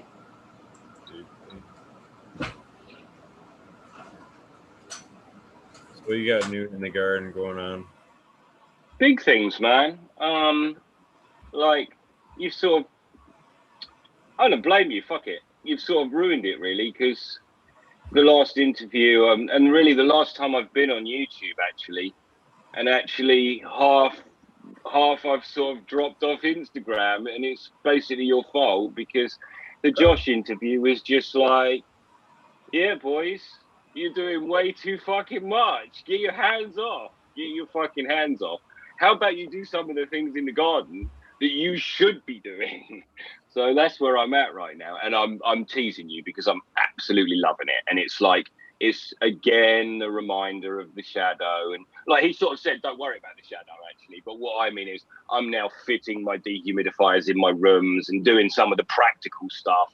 Like I'm gonna get those parasite nematodes you talked about. I've got some insects coming, got some seeds coming, all sorts of good stuff that I'd let it go onto autopilot, and like I'm really glad to now be like not filling the garden with any. No, I don't have to keep pouring microbes on. They're there. You're good. Everything's wet enough. We're good. Fucking. I now want it to look a bit like Josh's garden. Mine's a bit barren, and so That's like cool as fuck, man. I gotta say that. Like, if you guys haven't seen, I don't know what he's doing for humidity though. Oh yeah, but it looks beautiful. It's like a piece of artwork, and it's all just kind of random seeds, but every square inch has got something growing from it. It's fucking cool. I mean, he's got beds with vegetables in there as well. It's like, come on, biomimicry, come on. It's not even mimicry, it's just bio. Yeah, no shit. I think it's cool them climbers are going up the sticks too. Like he's redoing the scrog. Got all them climbers that he's weaving in and out too. That's cool as fuck.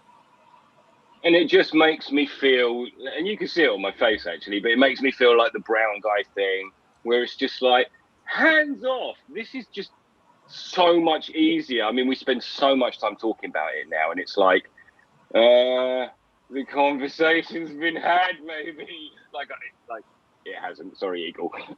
But like that is a bit how I feel. It's a bit like actually, I don't want to talk about it too much for a minute. I just want to kind of do it and let it do. Yeah. So there's some real pleasure in that actually. Oh, that's cool. I forgot what I was gonna say. Fuck.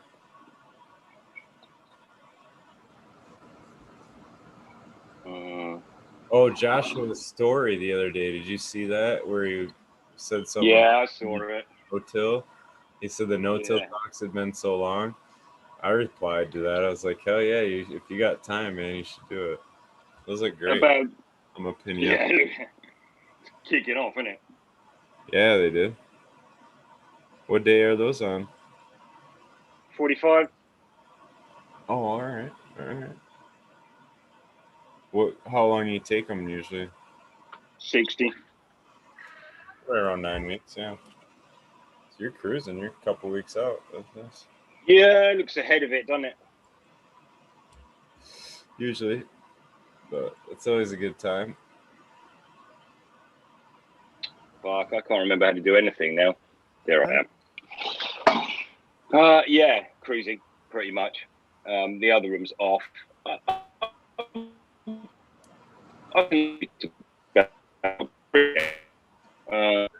Robot voice. I asked you two about listen, what about flip rooms? Am I lagging? Yeah, you were domo arigato, Mr. Roboto. You're good now. Okay, so I was talking about the rooms flip-flopping and the CO2 between the two rooms. I had both rooms in flower, and it was not a thing that even existed. Well, now I have one room that is completely in veg and one room that is completely in flower, and they totally share CO2. It like when the veg room is off, it is giving loads of CO2 to the flower room, and this whole room uses way less CO2. Before, all of it was just grabbing so much that there was no way you could tell. Like I was just having to flood the room the whole time. But definitely when one is on and one is off, they're definitely doing a much more sharing thing. So yeah, super interesting. The whole room is now sits at about like 23 the whole time, whereas before it was at 12 and always filling up. Yeah. So interesting. Yeah. And also I've worked out that my room is very sealed, which is nice. That's cool. That's a great idea, actually. Yeah. It's a great idea all round because actually more than anything, the humidity is a problem when both rooms are in flower. It's just heavy.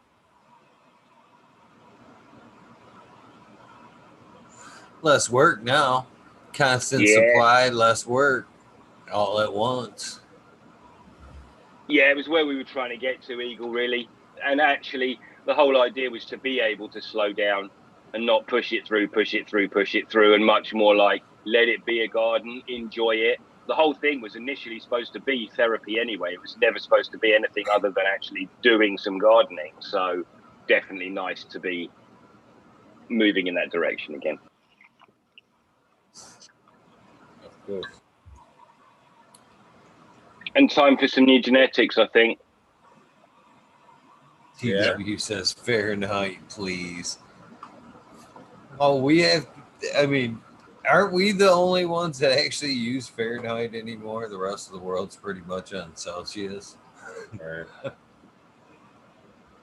Oh, what temperature did we mention? I don't know. I think when you were talking about your room. It was cold last night. Oh, man, I can't wait. What you got there? Just something I made last night. It won't be ready for about a month, but it's the start of some diamonds. Diamonds. But it was real cold last night outdoors. Nice. It's pretty nice up here. Man, I'm stoked to get outside again tomorrow. I'm spending all day outside tomorrow. Yeah, dude, it's supposed to get like in the 70s or something too next week or whatever, all through the weekend or something. Really? Yeah, we got like an Indian summer, I guess. I don't know. Isn't that what you call it when it freezes and fucking goes back on? Yeah, I'll take it. No, a few more days in shorts. Crazy. Shit, I went to that thing with my daughter last week. It was 30 fucking degrees outside. I was still in shorts. I was that guy.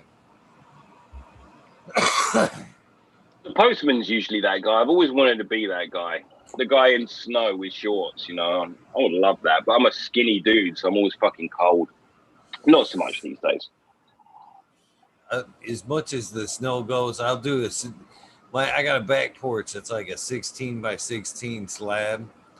That's as much as I'm shoveling right there in my shorts, man. It's just enough to fucking step off and knock off that, hotness from the house and cool off, come back in. Anything more than that, man, that's just nutty. It's just nutty.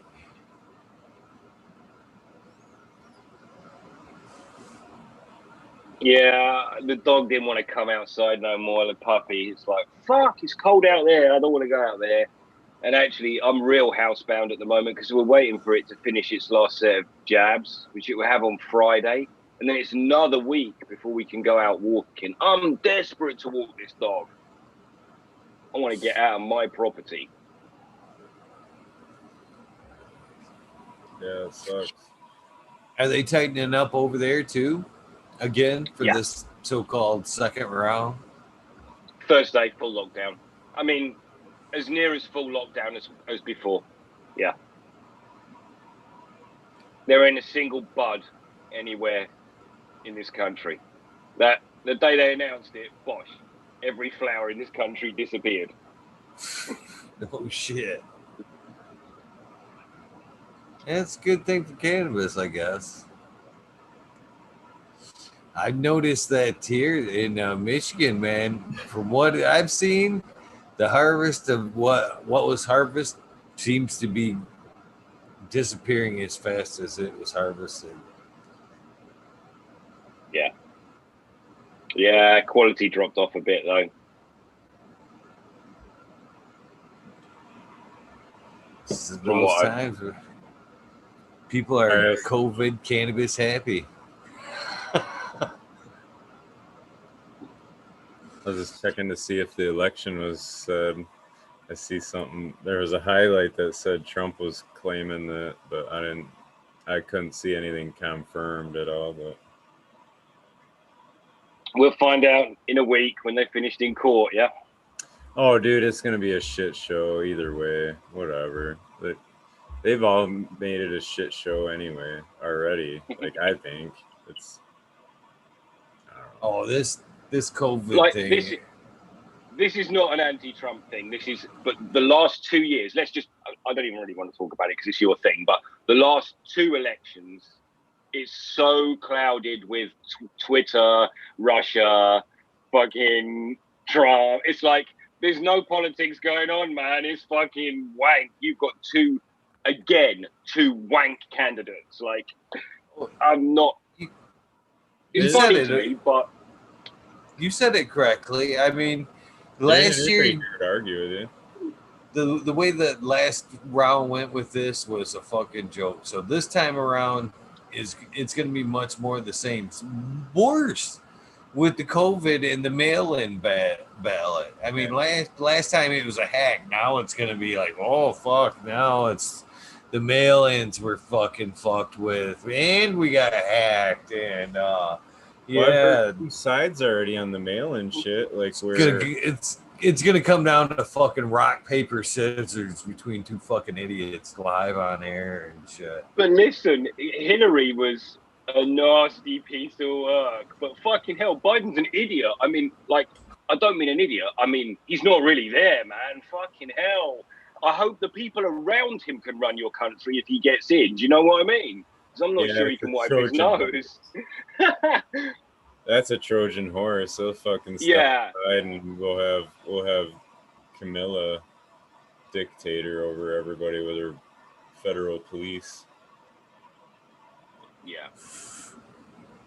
And her not giving a fuck to just throw people in jail without withholding evidence just to throw people in jail. Like, fuck, man. We want that kind of mentality? I don't know. That seems scary too. That's what the world seems to want, isn't it? COVID business. Yeah.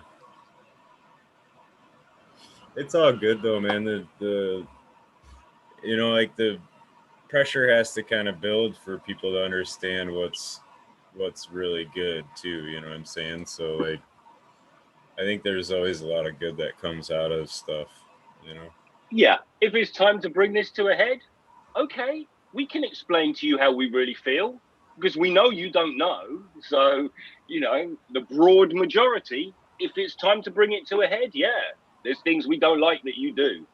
Big ag, big sugar, racists, all of you fuckers who are up against the wall. Come on then. If you want to go up against the wall, we're ready. Yeah, but that's the thing. Nobody is. That's what's controlling everything. It's corporate run. It's all big money. Who wants to shut it down? Everybody's invested in the fucking stock market. Yeah, I mean, if you think about the way they pitched it through our lives, it's fucking crazy, man. Like college debt. I remember that was a huge thing when I was in high school. What fucking college are you? They were pumping you that shit in junior high. What is your career gonna be? What fucking college are you gonna go to and shit? Who fucking knows? I'm in 8th grade, dude. Like, who fucking knows, you know? And honestly, if you think about it, that is the most toxic oppression you could ever do to a child. Decide now, motherfucker. Decide now the path. We aren't going to really guide you. We'll call it guidance, but we're going to sit you in a room and we're going to tell you, you're a bit daft. You should probably be something manual. And it's like, or whatever. It just is toxic hate at a child. There's no possible way you could begin to. Well, and I knew enough buddies too that got pushed to go to college, and they, you know what I mean? They went over and fucked off and did whatever, and they didn't make nothing of it. They blew a bunch of money. And then they went and became a fucking plumber or a carpenter, or they learned a trade, basically is what I'm getting at. Like, you know, why wouldn't a good student counselor be like, you know what, dude?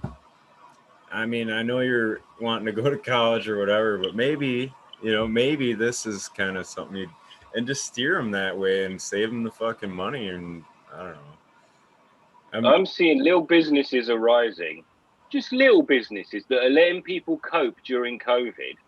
And they're really successful little businesses. Just, I can't be bothered to name any of them because I don't want to shout anyone out, but that's the type of cool shit. None of these people are trying to get to be billionaires. They're just trying to pay their bills right now, you know? And I think that's a nicer, simpler world. That's hopefully. Yeah. I'm just talking shit. Doesn't matter. Nobody's going to get to you. You're in another country. Say it.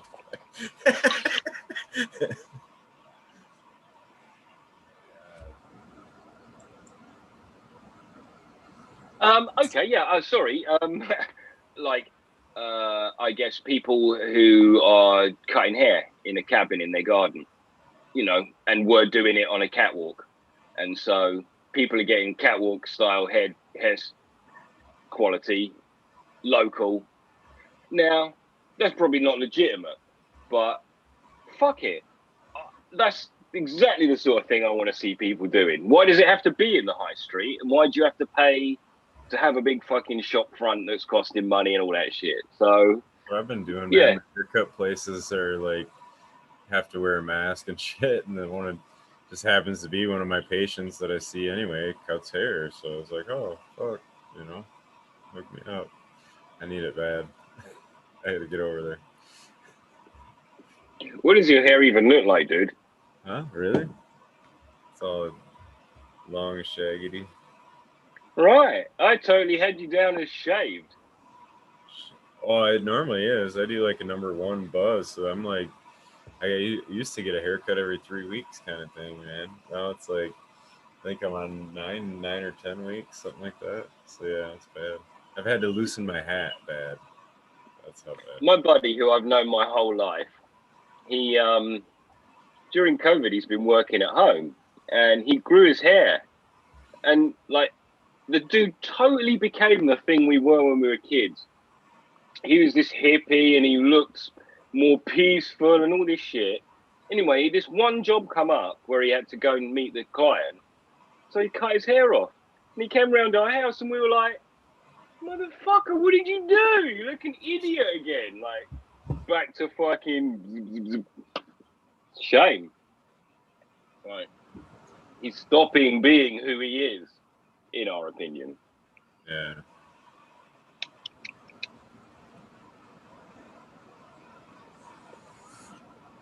I don't miss it. I actually went from fucking long hair almost to my ass to this. It was night and day. I know we actually were talking about this earlier. I kind of don't miss it. You know what I mean?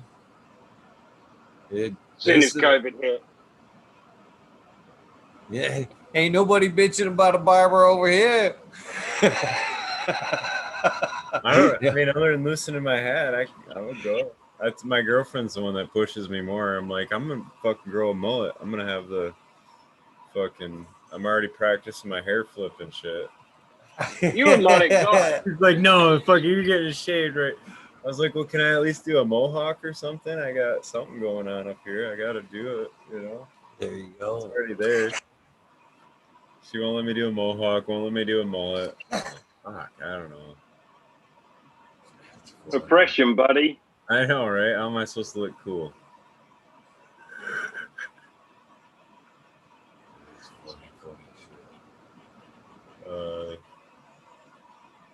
Mullet with dreads. Is that even a thing? I've never seen that before. The dreadlock mullet. That's hilarious. There was wild. There was a MTV. I don't even remember what the fucking show was. It Real World or whatever. But they had, like, they were doing a TV show. Like, they always had to have a job, and they were doing a TV show. And there was one dude that had to do like a special thing, like a special skit or something. And he did this bit where he was like mullet hunting. And it was the funniest fucking thing. He was video hunting mullets, and he had like different names for him and shit. He had the Butch mullet, and like, it was so funny, man. Oh shit, there he is. Check out how the visual background picked out my fucking. This was at the beginning of COVID. I actually looked up and was like, who the fuck was that guy? Yeah, that was fucking clever, right? It looked like he was just like sitting there and shit. Do you have eyeliner on? Is that eyeliner? No, dude. That's probably dab up. I'm fucking with it. That's funny. Yeah, that's crazy. That was the start of COVID, huh? Damn, dude.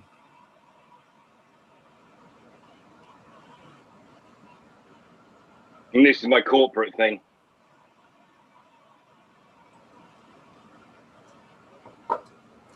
Yeah, I had to do the gig too for a while. That's why I was getting haircuts every 3 weeks and shit. And it's expensive. Yeah, it's funny because I got like a bunch of like, they're not like dress slacks, but they're like slacks that I wore for work with button-up shirts and shit. You know, like I'd have a collared shirt and, you know, dress. They couldn't wear jeans basically. So yeah, so I got a bunch of this fucking like wardrobe that I had to have for that job upstairs that I never fucking wear now. Like, I don't know. One of the coolest parts of my journey was when my wife went to the wardrobe and took my suits out and folded them up, put them in a box and said, I'm putting these in the loft. And it's like, fuck yeah, until someone's dead, I'm not bringing that shit out again. We are done with you. That's collared shirts and fucking suits. Felt good. Fuck you. You weren't me. Yep. Buddha Boy says you look like the guitar player from The Clash. I can kind of see it a little bit. No, pre-COVID. That was just the eyeliner that helped it, though.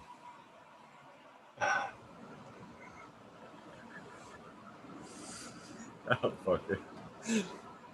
It is funny because all the rock stars, that's their thing, right? That fucking eyeliner thing makes them look dramatic.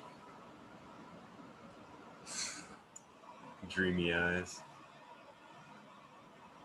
Dreamy eyes, he says. Is that the key? Is that the key to fucking dreamy eyes?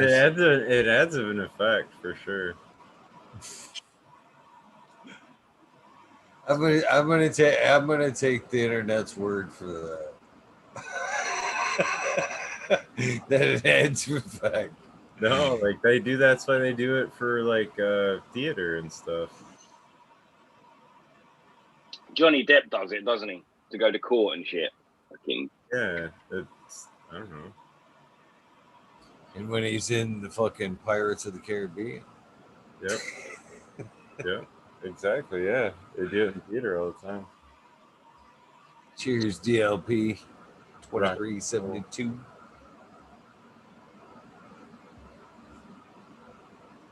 That's funny.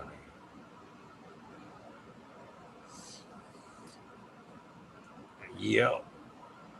So, quick racing story. When there's a guy that we travel to Wisconsin at the end of the year, and we do this like nationals kind of race, right? And we all stayed in a similar hotel. And anyway, one of the guys we were with won the race, and it was like his first big race he had ever won. So we were celebrating, and he never drank beer, and apparently he had some kind of an allergy to it, to where like beer just hit him really hard, like liquor or whatever, is why he wouldn't drink it.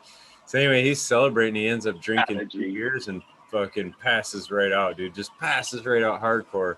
And we're all like hanging out in his hotel room, and he's fucking zonked. So we started fucking painting his face and painting shit. Like he had makeup on, and I don't know, there were 2 girls in there that busted out all their shit, and they had them all fucking rosy cheeked, you know, lipstick on a whole bit. And he never woke up, right? So then anyway, we're hanging out. He never fucking woke up. We just fucking go to our rooms, go to sleep, right? See everybody the next day, and I guess he like woke up and fucking never realized that he had his face all painted up and shit, and I'm coming 1 minute. wanted to go have a cigarette. So he's like, fuck, cigarettes are gone. I gotta go out to the truck to get them. So he's like walking out of the hotel room out to the truck, and on the way back, some walks by a couple guys, and they're like, said something like rough night or whatever, something like that. And he never fucking, he's like walking back to the room like, what the fuck? How do they know I got a hangover and shit like that? And he fucking was talking to the next dude and fucking never knew, never looked in the mirror, nothing, just fucking hanging out with all the makeup and shit on. Finally looked in the mirror after a while, but yeah, it's funny shit. I don't know where We that call it Buckaroo, that game. Yeah. It's a hateful thing, man. I gotta go say goodbye to my girls. I'll be back in a minute. Yeah, do your thing. I have no idea where that came. That was a squirrel story, I guess.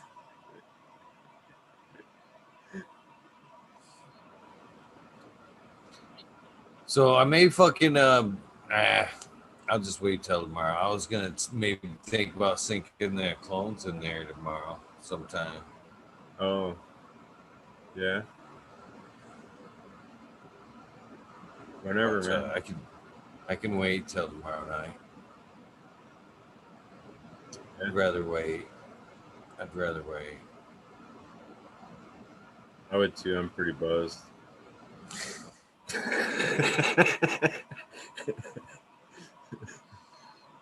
I am cleaning out the stalls though for them. Yeah. I got the HPS things fucking ready to go down, man. I transplanted up some ladies today though. Let's see here. We got 1, 2, 3, 4, 5, 6, 7, 8, 9. 9 girls loaded up in 10s. Rock and roll. I got some more pots to wash, man. I hate the rotate. You know, and that's what it is too. It's a fucking rotate, man. These pots are empty. These pots get washed. These ones move up. Those pots get washed. These ones move up. Those pots get washed. Cloner gets clean. Start over.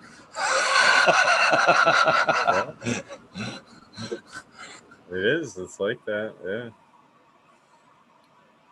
Mine's a little different. My pots don't get washed, but they get dragged from one room to the next room, and man, that's it. I was even worse with the fucking, oh man, the fabric pots. I've got fucking, I think I got 50 or 60 of them fucking 10-gallon fucking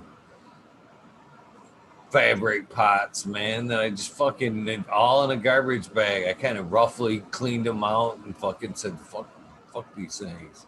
The dirty after the second run, man, I'm out there, weather permitting, spraying them down with the hose. I actually at one point I had pulled up I'd fill up a tub with some warm water and some white vinegar, and I'd fucking beat them, throw one in there, whoop it around with the stick a little bit, take it out, kind of shake it out, turn it inside out, put it back in, try to. It just, the more they got, like, you could see the salts building up on the outside of them. Or use the fish shit, man. Fish shit, man, kind of wigged me out a little bit. You can tell, you can definitely tell that fish shit came to town because, man, the microbiology in them pots was fucking right through the pots. You know what I'm saying? They were practically fucking eating the pots and shit. I was like, I don't, I don't like that shit, man. That's way beyond my comfort zone, man. That shit needs to be clean, and this shit needs to be clean. No, they do. They get dirty. You're right. They get that crust around the side, and it's weird. I actually took them outside, and I was like, my thought in that was being, I was like, fuck it, I'll use them because remember I've told you before that the ground's sandy. I was like, man, I'll take them outside. I'll refill them. I'll fucking grow tomatoes in these bitches. I never did it, but they're still out there.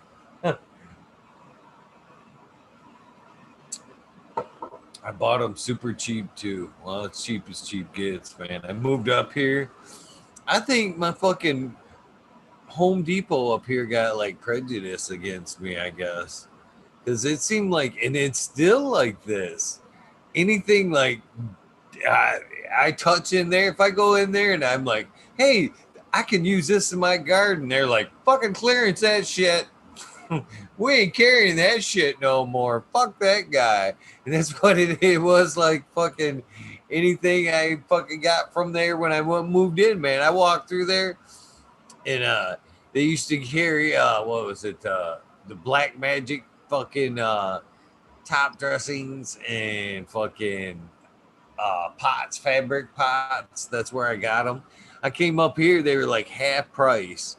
I fucking week later they were fucking clearance. Clearance. I just grabbed one. I'm like, shit. Next thing I know, they were clearance. I end up getting them all 10 gallons, the 10-gallon ones for $1.75. I was like, yeah. And then I fucking thought that Home Depot was just like clearancing them out. So I was calling the other stores and being like, oh, you got them? You know what I mean? I actually drove trying to score some more of these pots for $1.75.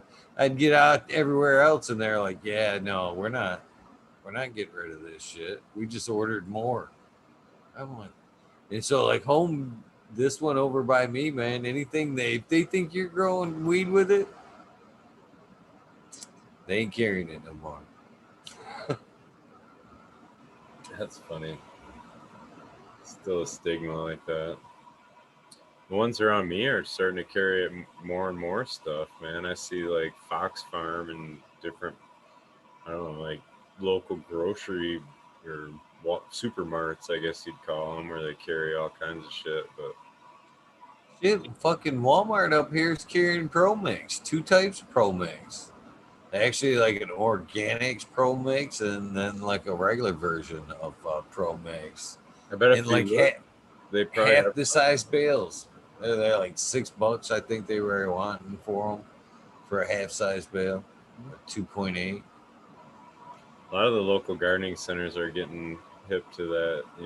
Like there's a lot of shit they carry that organic growers would want, or any growers would want. Really, they got all the shit. So Well, at one point, I had a buddy of mine that was getting his peat from there. He was getting his large bales of peat from Home Depot there. He was like, "Fuck that Pro Mix, man! You can make your own for a lot cheaper." And I never listened to him, but he still to this day does the same shit. yeah, Mixes his own. dude, that's what I did for my peat bales for my soils. I ordered them online to the local hardware store, and then they get them delivered on their truck or whatever. And I just got an email when the order was there. I went and picked it up. Bada bing. Shit, Walmart online actually carries a lot of gross shit. Online, I mean, not in a lot of stores, but online, they carry a bunch of fucking gross shit. It's like, oh, they not. It's funny. Smart, man. It's whatever moves to them. You know what I mean? They shouldn't really give a two fucks about you know what I mean? It's all just percentages. They fucking bought it and moved it at this percentage rate. Like, Yeah, I have no problems with it.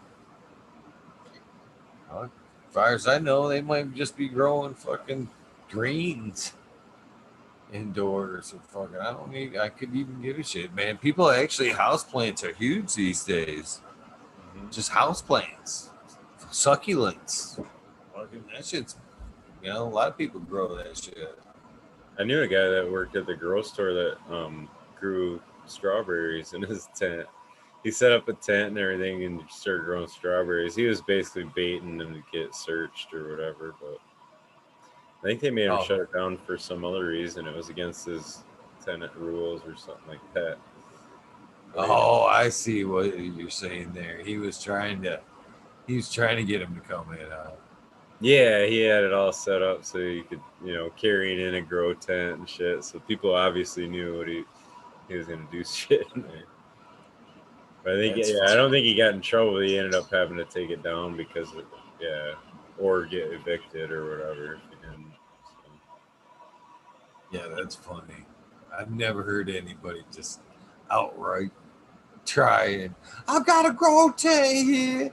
I'm carrying it in my apartment. Oh, by the way, I just got this grow light. I think he was trying to break the stigma of it, right? Like, just everybody assumes you're growing cannabis. You know, I don't know why everybody assumes that. That is too funny, though, man. That's really funny. I just wanted to grow the biggest strawberries anybody could and have them be perfect. So. That'd be a golden moment right there. I would have the cameras recording all the time. If I were going to be that smart ass, I would just have a camera that went to a DVR, just waiting for that moment where you could just unzip the tent and fucking pull out a strawberry. Want one? Want one? Disappointing, isn't it? Right. Tell them I sell these to people in Japan for $25, $30 a strawberry. You buy now. That's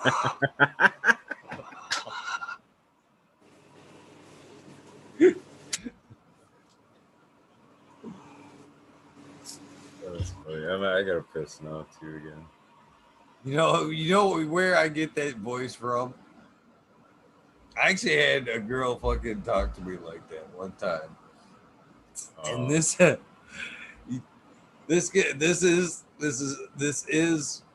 what it is. What it is. Found myself late night, young, rolling around the streets of fucking Flint Town there. End up the old massage parlor there, all liquored up. This is back in the liquor days, rare in the liquor days. Went for the after hours 3 a.m. massage. Just tore up. Of course, going in for the happy ending of, that poor gal practically did everything she could. She threw me out. She says, "You no come back with whiskey dick." You no come back with whiskey dick. Yeah. You're taking up too much fucking time. Get the fuck out. So that's the voice that I remember. I associate that being kicked out of that fucking massage fucking parlor. You no come back. When you said that, I was gonna guess Eddie Murphy, but that's a little better. Get thrown out of the massage parlor. Oh, funny. Oh, but that wouldn't be the first time.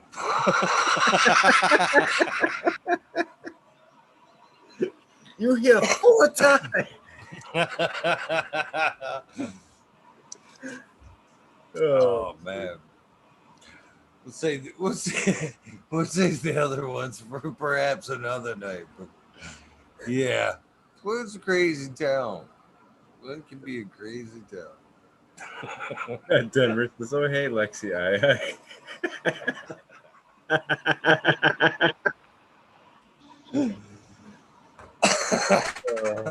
she's old enough. She's old enough to know it's fine. It's fine."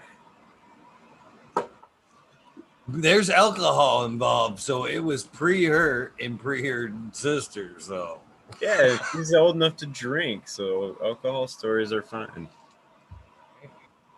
these are things. These are lessons not to drink. This could happen to you.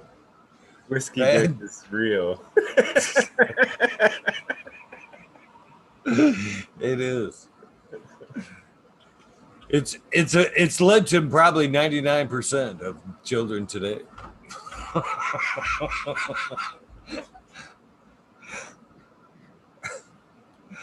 Oh man, crazy days, man. I'm telling you, man. Between jumping out of windows, alcohol took me down some crazy paths, man. Some crazy, crazy paths. It's a wonder that I straightened up and settled down with just cannabis. It was a blessing. Yeah. Yeah. That's the one that always just kind of attracted me too. I drank, but I never really drank a ton. Like, I don't know.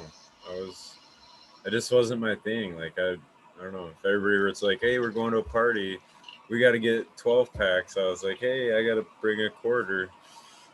I don't know. And I indulge heavy on both. That's for sure. For sure. Yeah. Man. Unsafe the amount. I mean, there was times where I worked that there was a period there where I was hustling pretty good, and I was working at a Mexican restaurant, which was just the tip of a crazy life. I met such a great family. They took me in wholeheartedly, and it was just a crazy few years. But they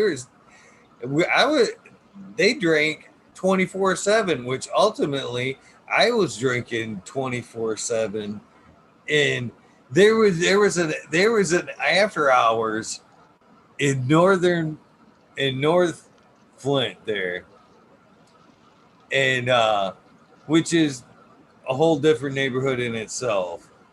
Sat this one Mexican after hours bar that used to look like a shoe store. It was out front. It was an like out of business shoe store, and you would go. There's like a parking lot across the street where everybody parks, and you would go over and you'd kind of like ting ting ting ting ting, and then fucking the door would open up and fucking be like, look you up and down, and you'd hear the fucking Mexican straight ching ching ching ching ching ching, and fucking two-step music fucking just pumping out of there and shit. They'd fucking look at me because I'd be the only fucking white cat in that fucking after hours. And I would fucking, oh man, crazy nights of drinking in that Mexican after hours till sun up. Fucking good times. Good times. I could still, I talk some shit about dancing, and I can't dance. In my opinion, I can't dance, but I can two-step like a motherfucker.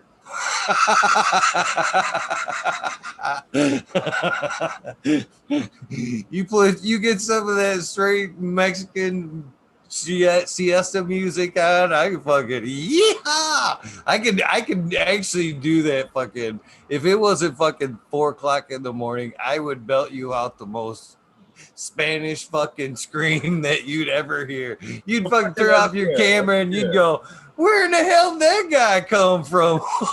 Let's do it, man. I want to see that. I don't believe you. Oh no, it's loud. It's loud. It's straight off of an album. I'm telling you. I'm calling bullshit on that story. We gotta see that. Yeah. Oh man, you fucking. Oh no. I'm telling you. Just for you, Misty's. Eagle's gonna bust it out just for you. Oh man, come on, Smiley dressed up as a. I used to do it all the time because there was such a time in my life where I worked in that restaurant. I used to make the kids fucking listen to that shit. We'd go for car rides and I would like be scanning. You'd come through that one fucking Sunday Mexican fucking siesta channel, and I'd be like, fuck yeah, full blast, windows up. They'd be like, "Come on, man." Even worse if it was summertime, man. You fucking light windows down and fucking stop like. Fuck yeah, man. I love that shit. I do, man. There's just something very comforting. I don't know if it takes me back to that time, but man, I don't good know if times. There's a groove, man. It's a groove. I'm fucking with you. I'm all right with that. Yeah, it is. It's very dancey, man. You can fucking drink all night to that shit. Yeah, they do get a lot of instruments involved in them too, like trumpets, and horns, and shit. So get that band going. Oh man, that's some Hello, mate. people. They know how to party, man. If you actually accidentally roll up on a serious Spanish family party, on a Friday, you may not leave until Monday. Oh yeah, they got a pinata that don't fuck around, man. Oh man. Oh, good times. Good times. It is a good time, man. That is, yeah, totally agree. Funny though. I was just trying to get you to dance. I don't believe you. Oh man. Trust me. Morning's like your prime time, man. It's like dancing weather, right? Yeah, that'd be right about the time I'd be laying it down at fucking after hours too, man. All drunk. Whew. Man, I have drove some miles. There was actually another one in Saginaw that I would drive to fucking super drunk from Flint to Saginaw. We got a Yeah. G13. You got your army, huh? Yeah. That just show up? Is that what it just showed up? Yeah. You just got your mail? That's funny. Oh yeah, dude, the Oh, Swirsky yeah. tags. I got those. Swirsky, right? Or what are they?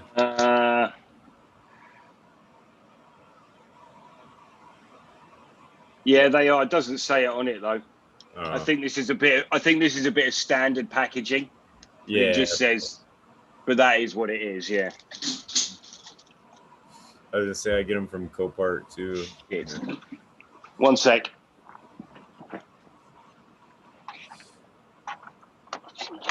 Predatory bugs. Mm-hmm. Shit's gonna hit. Wait. You're gonna get a fucking random post from me tomorrow with it's just gonna be that total fucking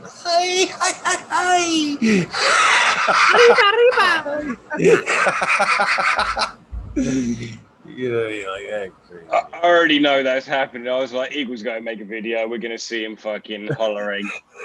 You better shake a foot as well, Eagle. You may. You never know. Californicus. Did they consult you on all those, or did you just kind of pick them? Yeah, I just bought everything. Because there was one where some of those are predatory against each other too, so that's something to pay attention to or watch. So like when you see them packaged together, that's when the entomologist people will figure out which ones ain't gonna fucking tear each other apart. So that was one little tip I learned. So you could buy I'm not saying this is the case, but if Persimmilus feeds on Cucumber or Californicus or vice versa, you're basically you know what I mean, kind of wasting them the money. Yeah, they kill each other and they don't kill the spider mites. I had a number of conversations with these jackasses because it's taken a week to get this stuff, and they had a million excuses, which were all good excuses. They just didn't communicate any of that shit with me. No, they didn't. No. So anyhow, they should all be fresh, and I should have more than I ordered, and they cross-check the order, so I'd be surprised if they were stupid enough to give me things that were going to kill each other. And that's the army. We're going in. But actually, what's happened is just by planting those plants that had spider mites into my beds, really, it's tackled it pretty hard anyway, because there's been a few rounds of predators that have gone into the number one bed.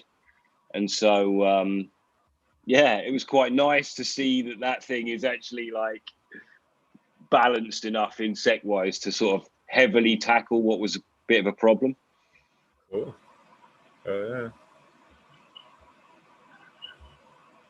No, that's cool.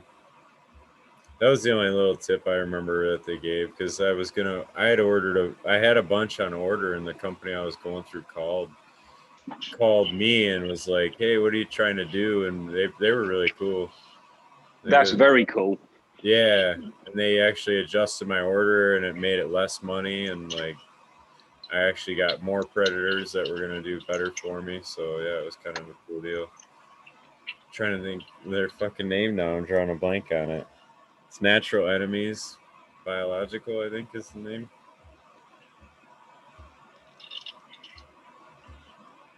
Problem is you got to order bigger amounts from them. They're not like smaller like that.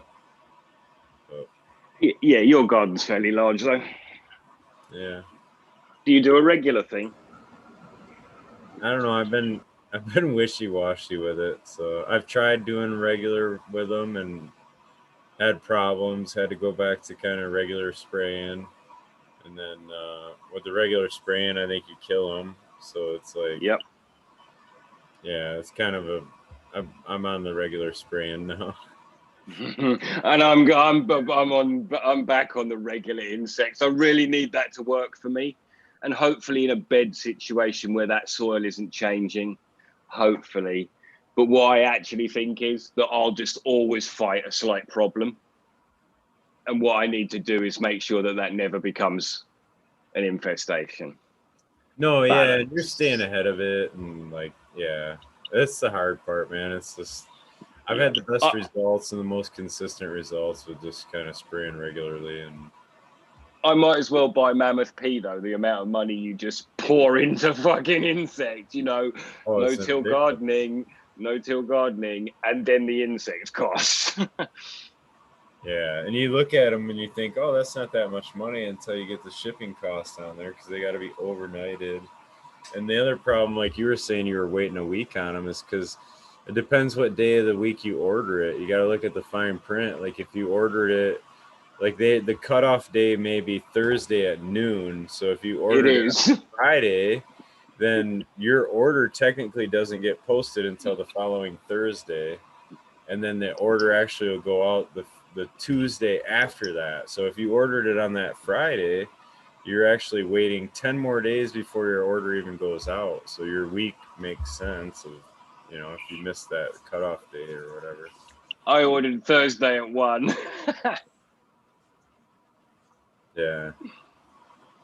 But he shouldn't have even arrived today, but he overnighted them because I got pissy.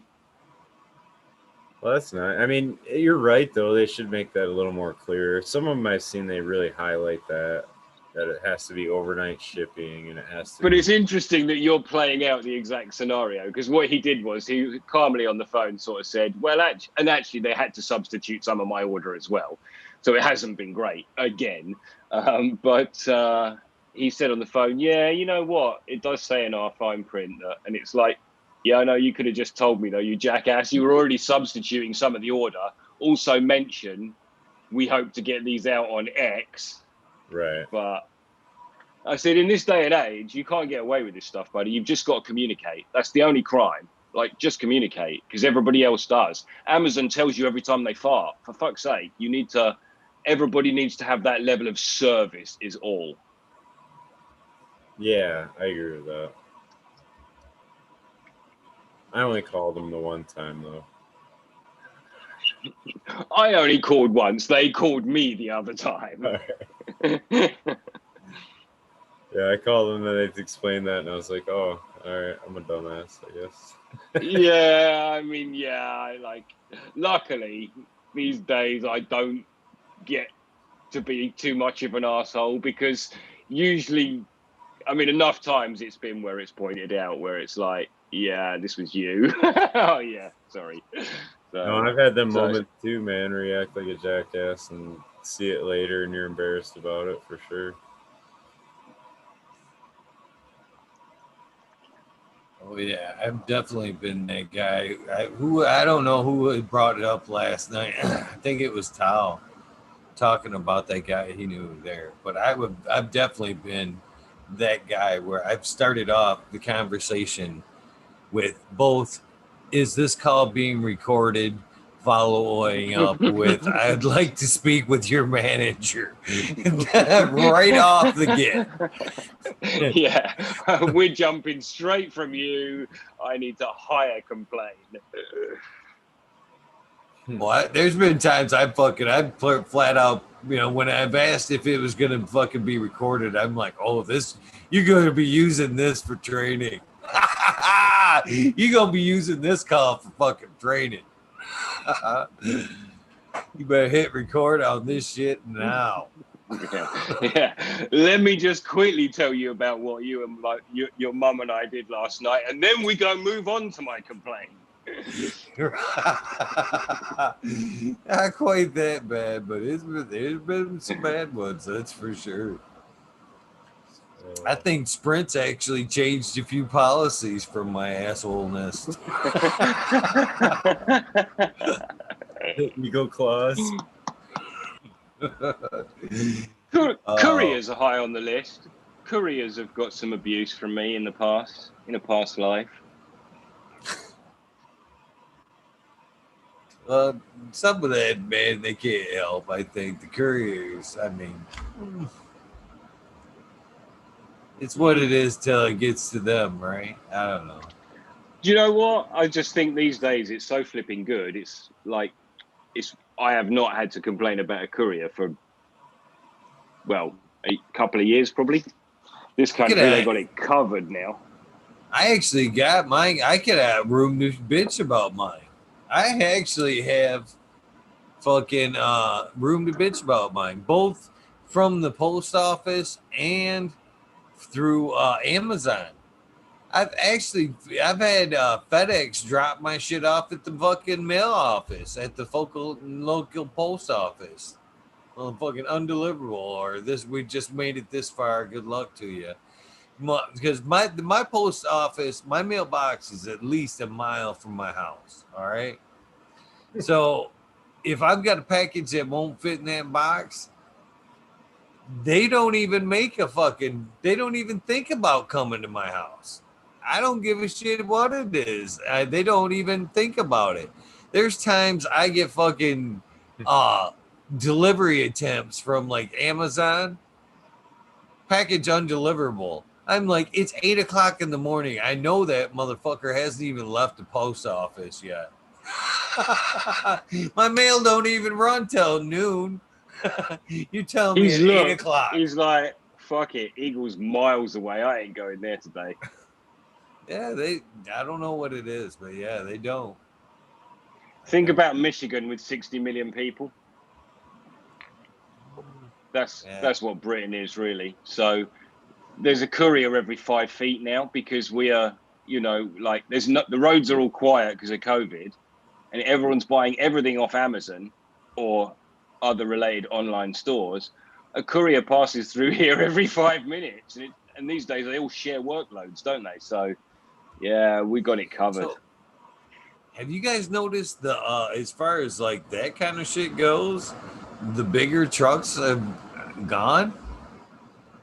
I've got fucking FedEx showing up over here in fucking vans, small vehicles.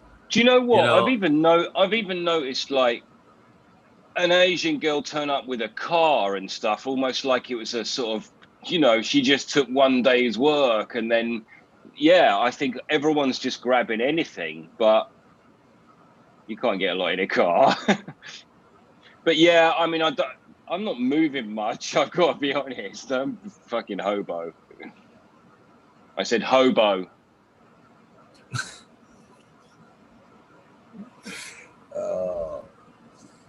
I think it's funny too, because I thought it was a joke. You see those like I guess they may be rain commercials or something about like the carriers there, where you see like different ones like just strut up and leave the package all calm, and different carriers like just like throwing it up there and running.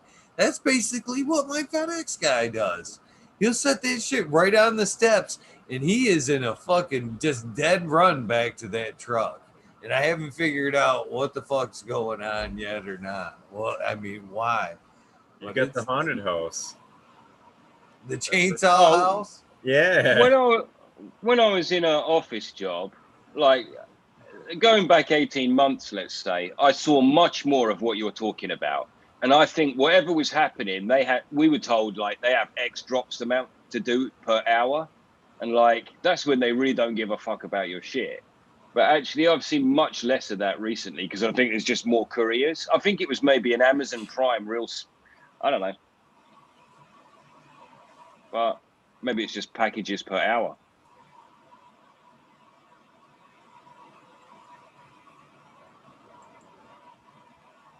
Maybe they know about you.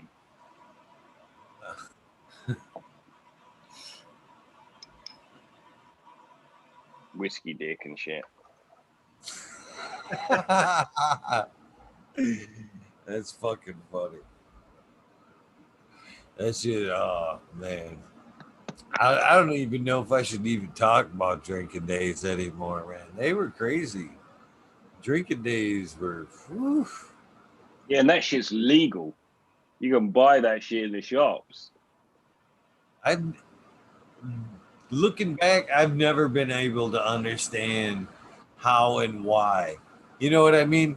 I've been smoking now way longer than my little stint with alcohol. You know what I mean? I think my max stint with alcohol was probably 6, 7 years. But I've been smoking cannabis for like 30. And I haven't done none of the shit that I've done in that little window there or would consider a lot of that shit.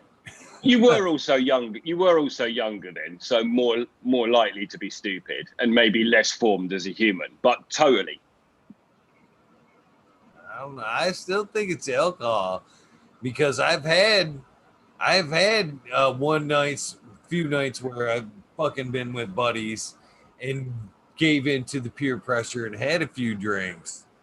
And it doesn't take, that's why I just stay away. It doesn't take long or much to start slipping down that fucking, let's go do something fucking stupid. I mean, it doesn't take much at all. No, I think you're right. I think you're right. I can remember playing Knockdown Ginger not too fucking long ago in a drunken situation. Yeah, I don't like alcohol. I'm done with that. I don't think I'll drink again. My liver cannot take it. The only difference now is I'm stupid way quicker into it than I was before. Before it was like, a 12 pack, between 12 pack case of beer. That's when stupidity would come. Now it's like 3 beers into it. It's like, yeah, I'm an idiot. No. Doesn't take much at all. Fuck that shit. There's a reason they call it spirits, right? Yeah, that's my thing as well, actually. It would be like we'd play this stupid game where it would be like, can you drink 2 bottles of vodka in a night? And like, you can. And that must be really bad for you. I mean, it must be really bad for you. I lost you guys there for a second. I was saying about drinking 2 bottles of vodka in a night. It's nasty shit. Oh, Like, man. 78 said he had to quit drinking. He always got a headache every time. I got one often too. Evil. Because you're just poisoning your shit. That's why. Yeah. True. I can get a bit of an edibles hangover, I have to say. Totally different thing, but I can get a bit thick-headed with Fico. I don't know. Those whiskey nights. There was so many of the good whiskey nights. I don't know. Looking back as I sit there, I was just thinking about that. I was like, I don't know. There was some pretty good whiskey nights. There was some pretty good whiskey nights. That's for sure.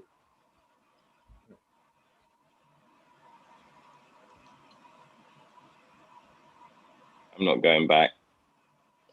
Oh, I like this shit. This is my shit.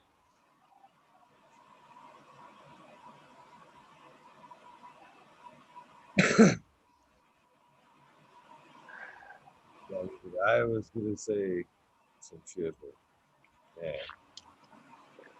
I was gonna say something close to the lines of, "Wait, you've never done X, smoking that."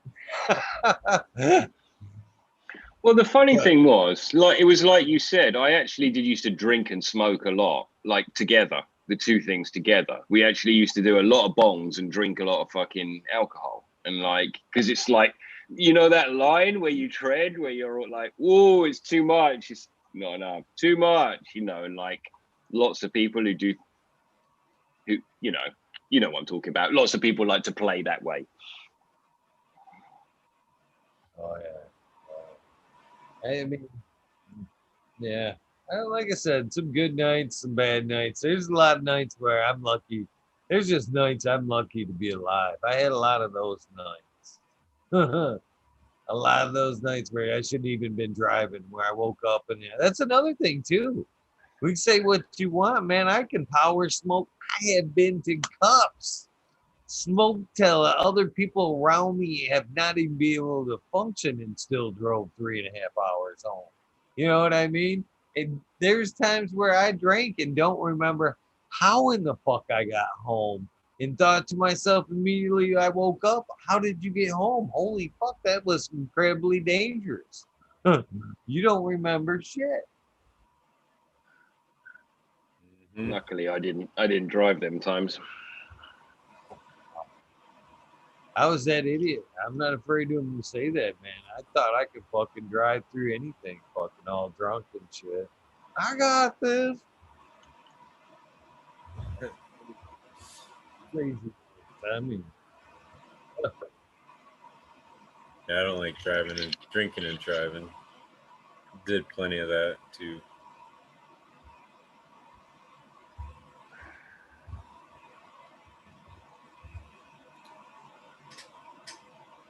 It's not good when you don't remember it, that's for sure. oh man, I jumped the family car downtown, blew the fucking shocks right through the fucking shock towers, right through the hood one night. I would love to do that. Just wonder why he threw my ass out, huh? 60. Yeah. That's funny shit. I've seen that happen before. Oh man, it was. I remember that car was full of a bunch of us crazy fucking teenagers. My little brother in the back seat with his little date. And I remember we fucking come flying up, hit them tracks, man. We caught some good air, man. I remember coming down in that fucking car bouncing. And I remember looking up at one point and seeing my brother in the back seat, like kind of like this, with his head like the car was like coming down as he was like still going up.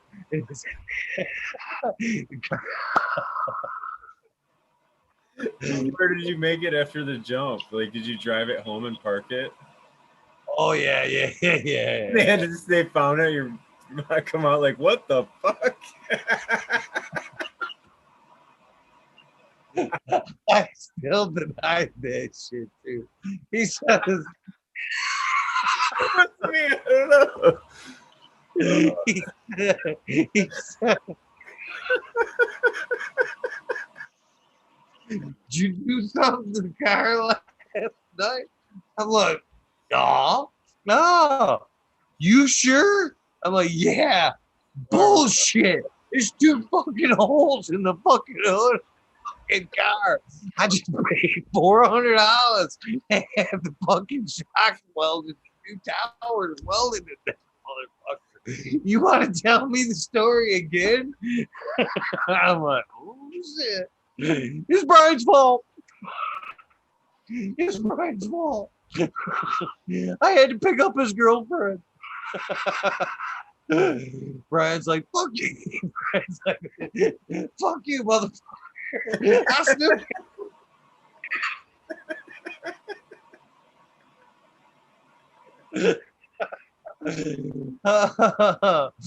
Oh man. It's a non-drinking story, but when I was young, I'd taken my mum's car for a spin, and my buddy came over, and my mum was taking an afternoon nap, and the car was in the garage. So I was like, check this out, dude. And my plan was to roll the car out of the garage so as not to start it up in like underneath her where she was sleeping. And so I rolled this BMW out of the garage, and it rolls down the hill from our driveway. And at the bottom, there was an unmade road, but they'd put the paving in, but the paving slabs were like a foot full height because they hadn't made the road up yet. So it smashed down the roadway, back up the roadway, through a fence, and landed on this dude's fruit. I forget what it was. Plants. My buddy was like, see you later, dude. I'm going home. Fuck you. He's gone. I've got to go and explain to my parents. And yeah, man, that wrecked that bottom of that car. All the steering arms, all that shit. That makes me feel a little better. It makes me feel a little better. Just because I wanted to go for a rip. I think one of the funnier ones that I've ever seen that I wasn't like involved in was I was sitting in the Myers parking lot and was just like sitting there waiting for somebody to come out of the store. And I'm watching this car come flying across the parking lot. And at that Myers, at that point, man, they were like concrete pillars with the stop sign in it that were like, you could move that shit. I watched this guy come over and he just like hit that thing like they didn't even see it. That thing just stopped that truck like dead. You knew it just like that. It was, that was it. 30 miles an hour, totally gone. I was how did you not see that? You get more used to it when you do a lot of motorsport, but that noise, I mean, that noise that cars make when they're dying, crumpling, crunching, it's like, that noise is just makes my heart jump. Yes, it does. It's a bit different in motorsport because there's usually not so much plastic and shit involved as well, but on the road when you have a crunch, it's fucking, I don't like it. Or when you hear it. Well, they designed them to fall apart. It's more Yeah.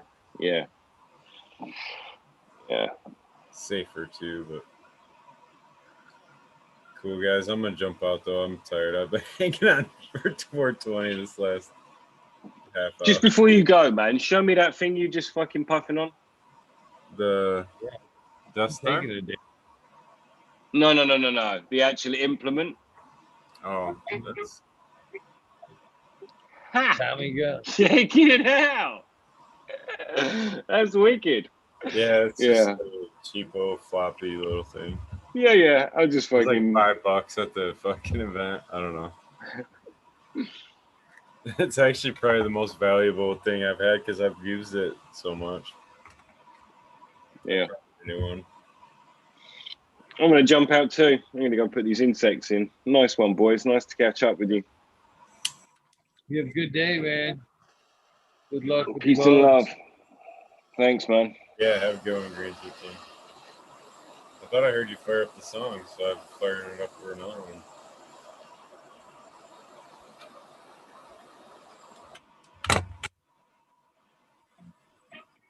Look at that. It's all the oil in there from the last time.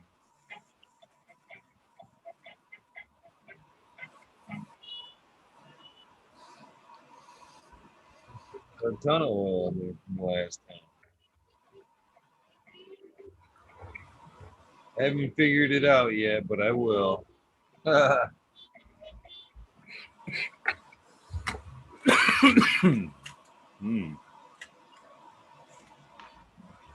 right, man.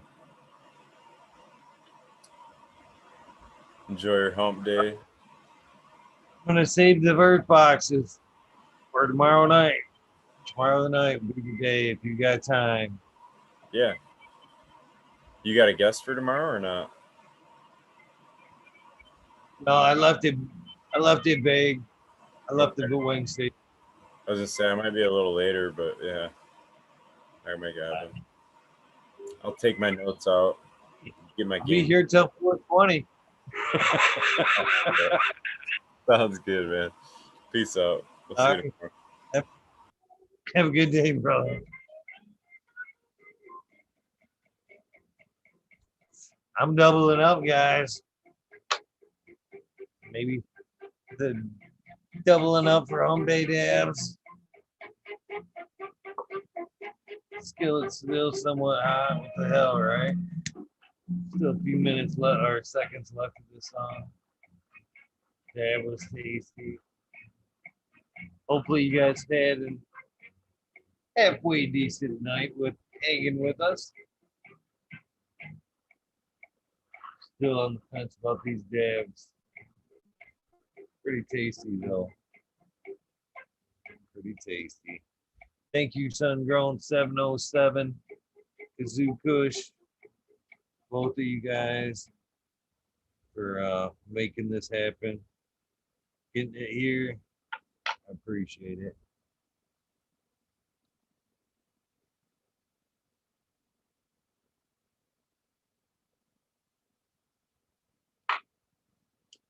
Cheers, everybody.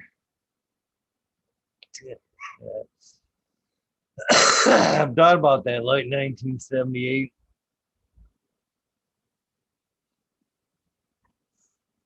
It would make it easier, but it takes the fun out of it. I enjoy saying thank you every night.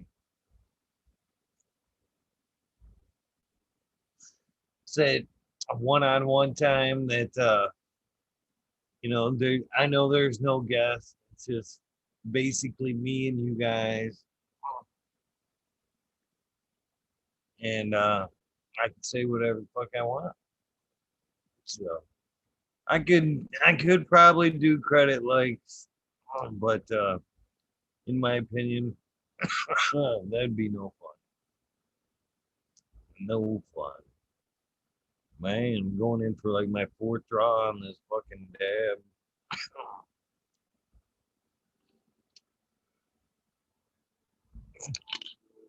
I can still see oil in that thing. Still see it.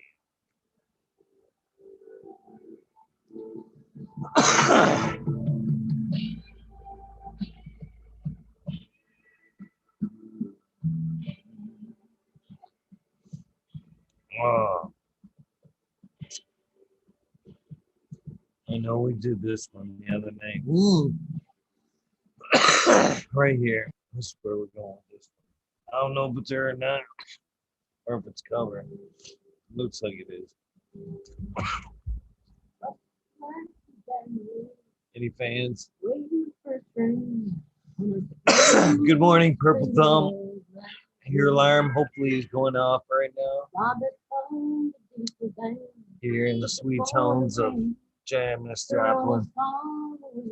The beginning to this here shout outs list.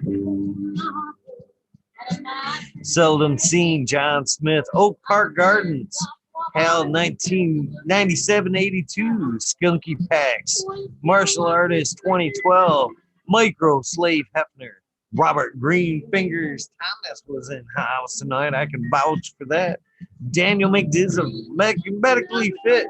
Lemon Hoko will be here Sunday. KJB, Rancho Costa Plenty, Monkey Balls, Andrew Chaplin, Bobby Lynn Means, Mr. Mac, Bill S., Trench Digger, Weed Piece, Tonya Like Bologna, Tater Delicious, Minty, Country Roots, Heron Fire Genetics, Earth Keeper, Billy Ray 420, Tommy Trichomes was in chat tonight.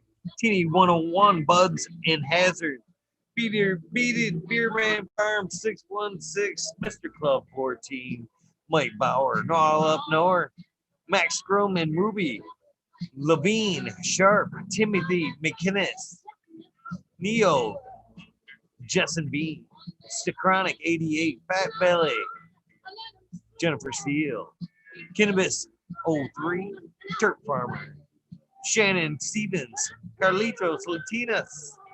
I'm sorry, Carlitos, if I say that wrong. What's up, Purple Thumb? Who we got? So we got here Gator Country, Mr. Speed, Wolfstein, Fire Soul, Wookie, Wooly Wookie, the Goddess Rose, Jim Bob. That's Rasta Bob, if you didn't know that. White Feather Grows, Burning Shrooms, Tone Grows Dake, the K-Man Grows, Noob Grows, J Months, Dank Grower, Walla Walla Can Grow, Fall Dog, Huron Cannabis Council, Alyssa Parrish Rock Bam, Justice MYC, or that's Mick, Justice Mick. What's up? Now I can finally get knowing that I wrote that correct. Thank you for popping in, my friend. 420 bin, fresh grows, thriving herbs. Hi, boy. Your mailman grows. We burning. Oz, what Australian grow. That's what I wrote down there. Love for the plant. Who else we got here? Our Grow American. Smoke, Smot, Poker. I'm gonna fucking struggle with that one for a few. Unfrozen, Caveman OG, Hawaiian's Highest, Surf Craft, Micro Goon. Welcome to the show, Micro.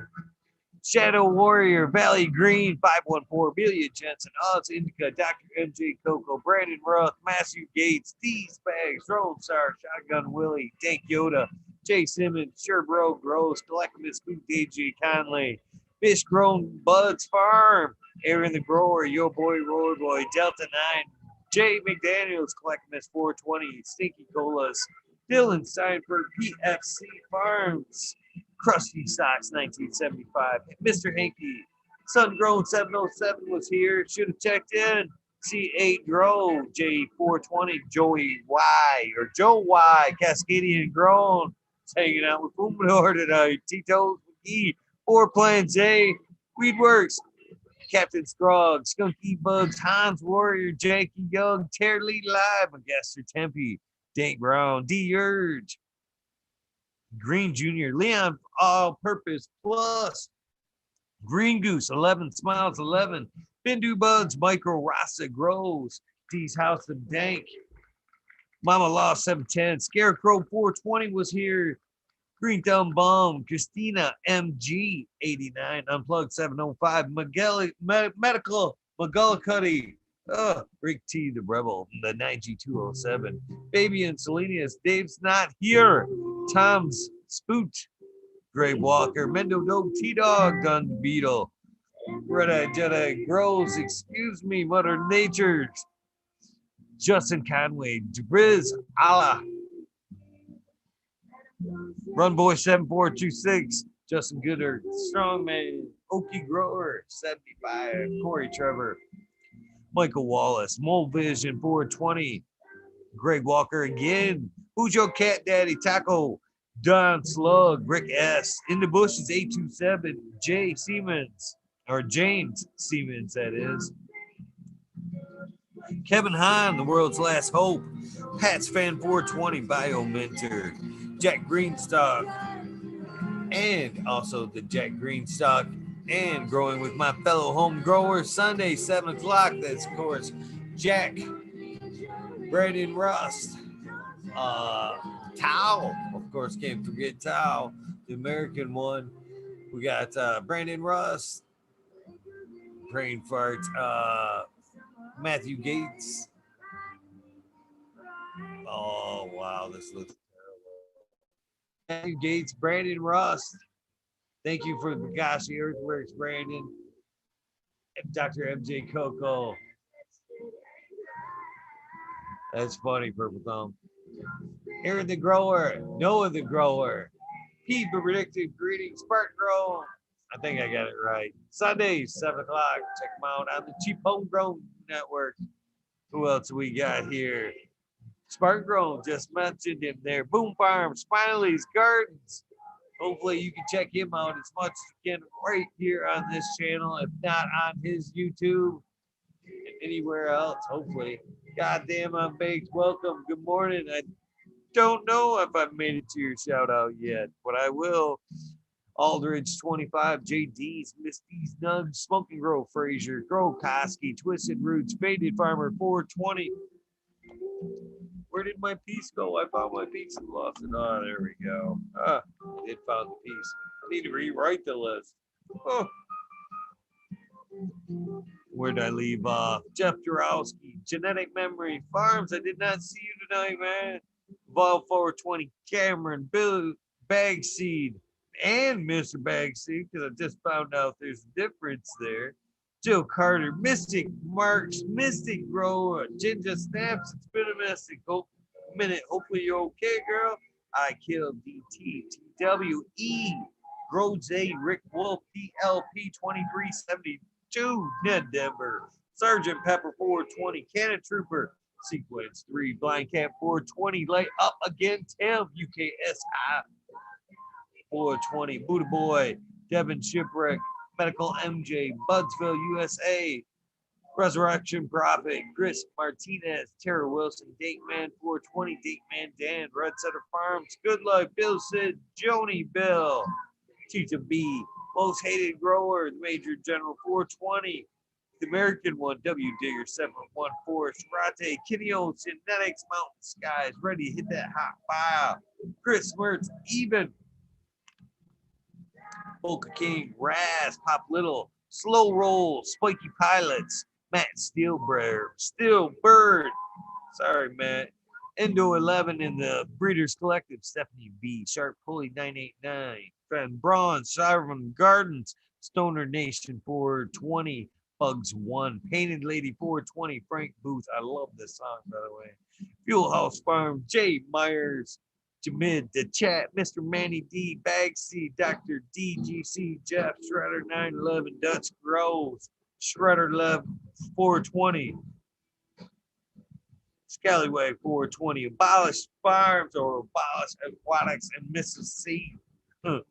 Skillbo 1, the Kenny Kate, I see has rejoined the MBS crew. Empire Breeding Co.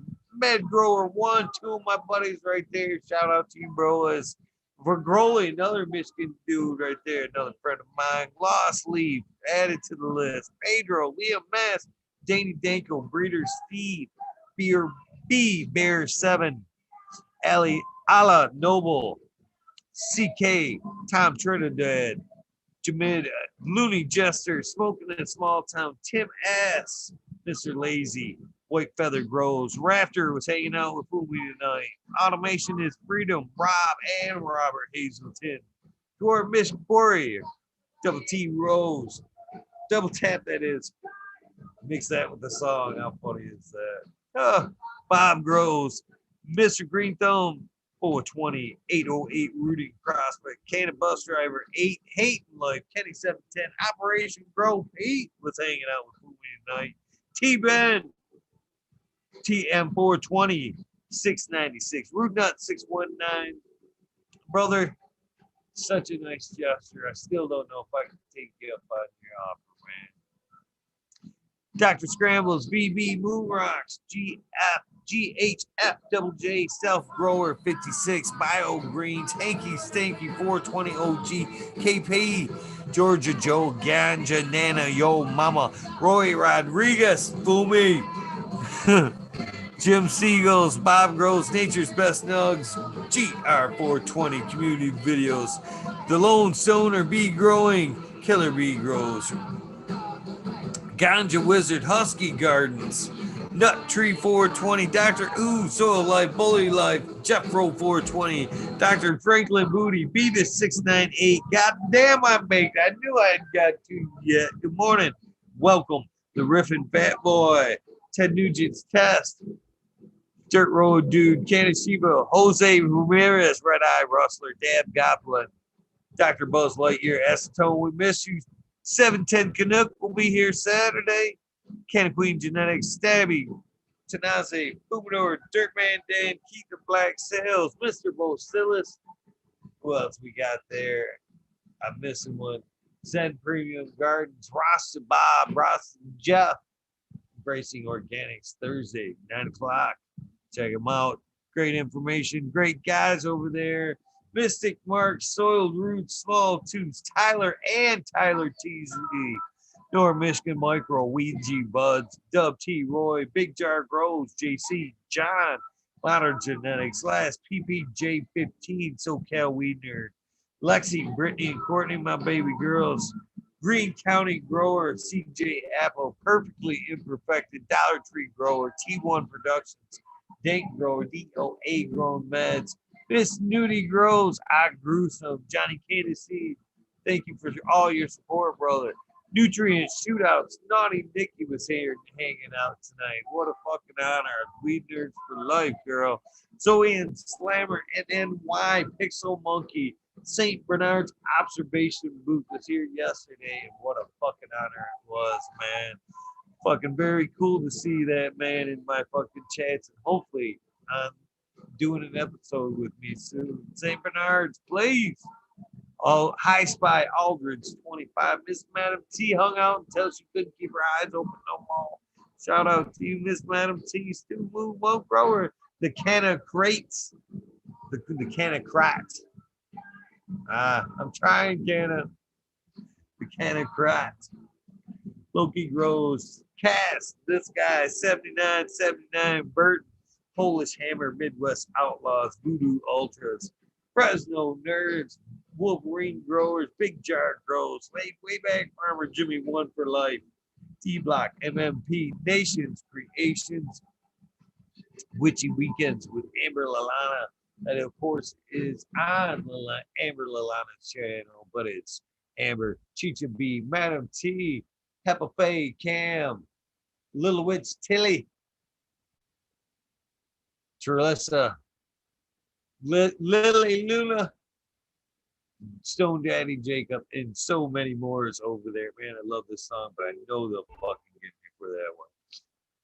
Fucking check them out. Sundays, 4 o'clock, 5 for the after party. Man, I forgot Twisted. Twisted, 4 o'clock, We Church. Frequency Fridays. If you even grow, bro. Check We Twisted out. He streams daily. Twisted Roots, another great dude here in Michigan. The Psychedelic Warlock, the artist LD, Sir Sticky, Rob, Big Dave 420, Brett Wendell, Big Ed, Manawati G3, the Green Click, JK Triple G, Mr. Sprinkler, Brittany Teasley, Hope Farms, Lisa G, John, B2 Crazy for You is in the chat currently. What's up, B2 Crazy for You? Appreciate your support, man. I truly appreciate all you guys' support. That's why I do this shout out. Not no fucking. I did think about it. It would make things easier, but it doesn't mean as much to me as this right here. Dr. Budsville, USA. Dr. Budsville, no USA. That's Dr. Budsville. BGWG420, if I did not shout him out. Arthro, Amelia. Misty, no, it's so nice. I always say it twice. No bad days. I love that smile she's got. East Coast Grower 420. Sir, how much respect to you, good sir. Much respect to you. Trey Balone, keep it real. Danner 1620. Haggerton 420. Zeb Zeppelin was in the house tonight. Audit everywhere. We just 207. You're still last, brother. We did. BT, Double D, Rose, Bingus, Free Puppet Man, Alex, Boy Chip, Chef Life, School of Crop, Cause I Love It, Green Mountain Grower, Southwest Okie, Green, Reels 100, 212, Annie Man, Brandon Family Farms, Hagerton 420, Page Farms, Meat on Flour in chat right now. Hagerton 420, Ryan Henderson, late 1978, G13 popped in to say hello, good morning. Shout out to you, brother. Much respect to you, G13. New say about wins. Kingdom Aquaponics is Clayton Morrison. Indra, Michigan native. Mary Jane's Med Garden. Streamer 77 Double D. Bad Bunny Nutrients. Green, Mr. Green Pots. Mr. Green Nugs from 619 to 664. Spaniard Kruger. Jones and Grow. Papa G Grows. Raz Amy Dro Grows. Cass from the Grow From Your Heart podcast with Ross and Jack. And his amazing I Read genetics that I seem to fucking hear about everywhere I hear, everywhere I listen. I read orgasm. Good stuff. I need to look into it my damn self. Shout out to you, Ross and Jeff. Lily Luna, Green Med Flock, Jeremiah Miranda, Stony Creek, Lost Art, Mr. No One, Jones and to Grow again. Smith Dude, LG 420, Giant Mike, he's a fucking DWC Dude Grow Show. EO man, there's nothing wrong with it. Giant Mike's a good dude. Hopefully things are turning around for you, my friend. Prometheus Soil, Jason Eyestone, I seen him earlier tonight. I know he was here for sure. He went. David Colby, that's Fresh Pork Chops on Instagram. And last but not least, Weedus207. Hopefully you have, oh man, I can't forget Jeff Lowenfels. Sorry, Weedus. Still last. Weedus207. Thank you, Jeff, for coming on tonight, agreeing to come back and hang out again. What an amazing guy, a pillar in the community, been dishing out info to this community now for years, decades to be more precise. Thank you so much for coming out and hanging out tonight. Much respect for you. Thank you guys for hanging out and coming back and spending some time with me, Smiley G13, in the rabbit hole. Thank you very much. Have a good night. Please do something nice for somebody. Random acts of kindness do save lives. As you learn more about me, night after night, little bits seeping out. Random acts of kindness have saved my life. Many a times. Giving back is the least I can do. Man, I can't tell you what it means that you guys hang out with me night after night. This isn't no bullshit. Thank you guys. I'll see you tomorrow night. Might check in with a guest. Maybe not. I'll be here. I'll fucking be here. You guys have an amazing day. Get some rest. This is the end of your day. This is the beginning of your day. Fucking like Purple Thumb. Good morning. Shout out to you, brother. Be safe. Get out there and kick some ass. I'll see you tonight. Have a good day. Peace. Sub, I miss you.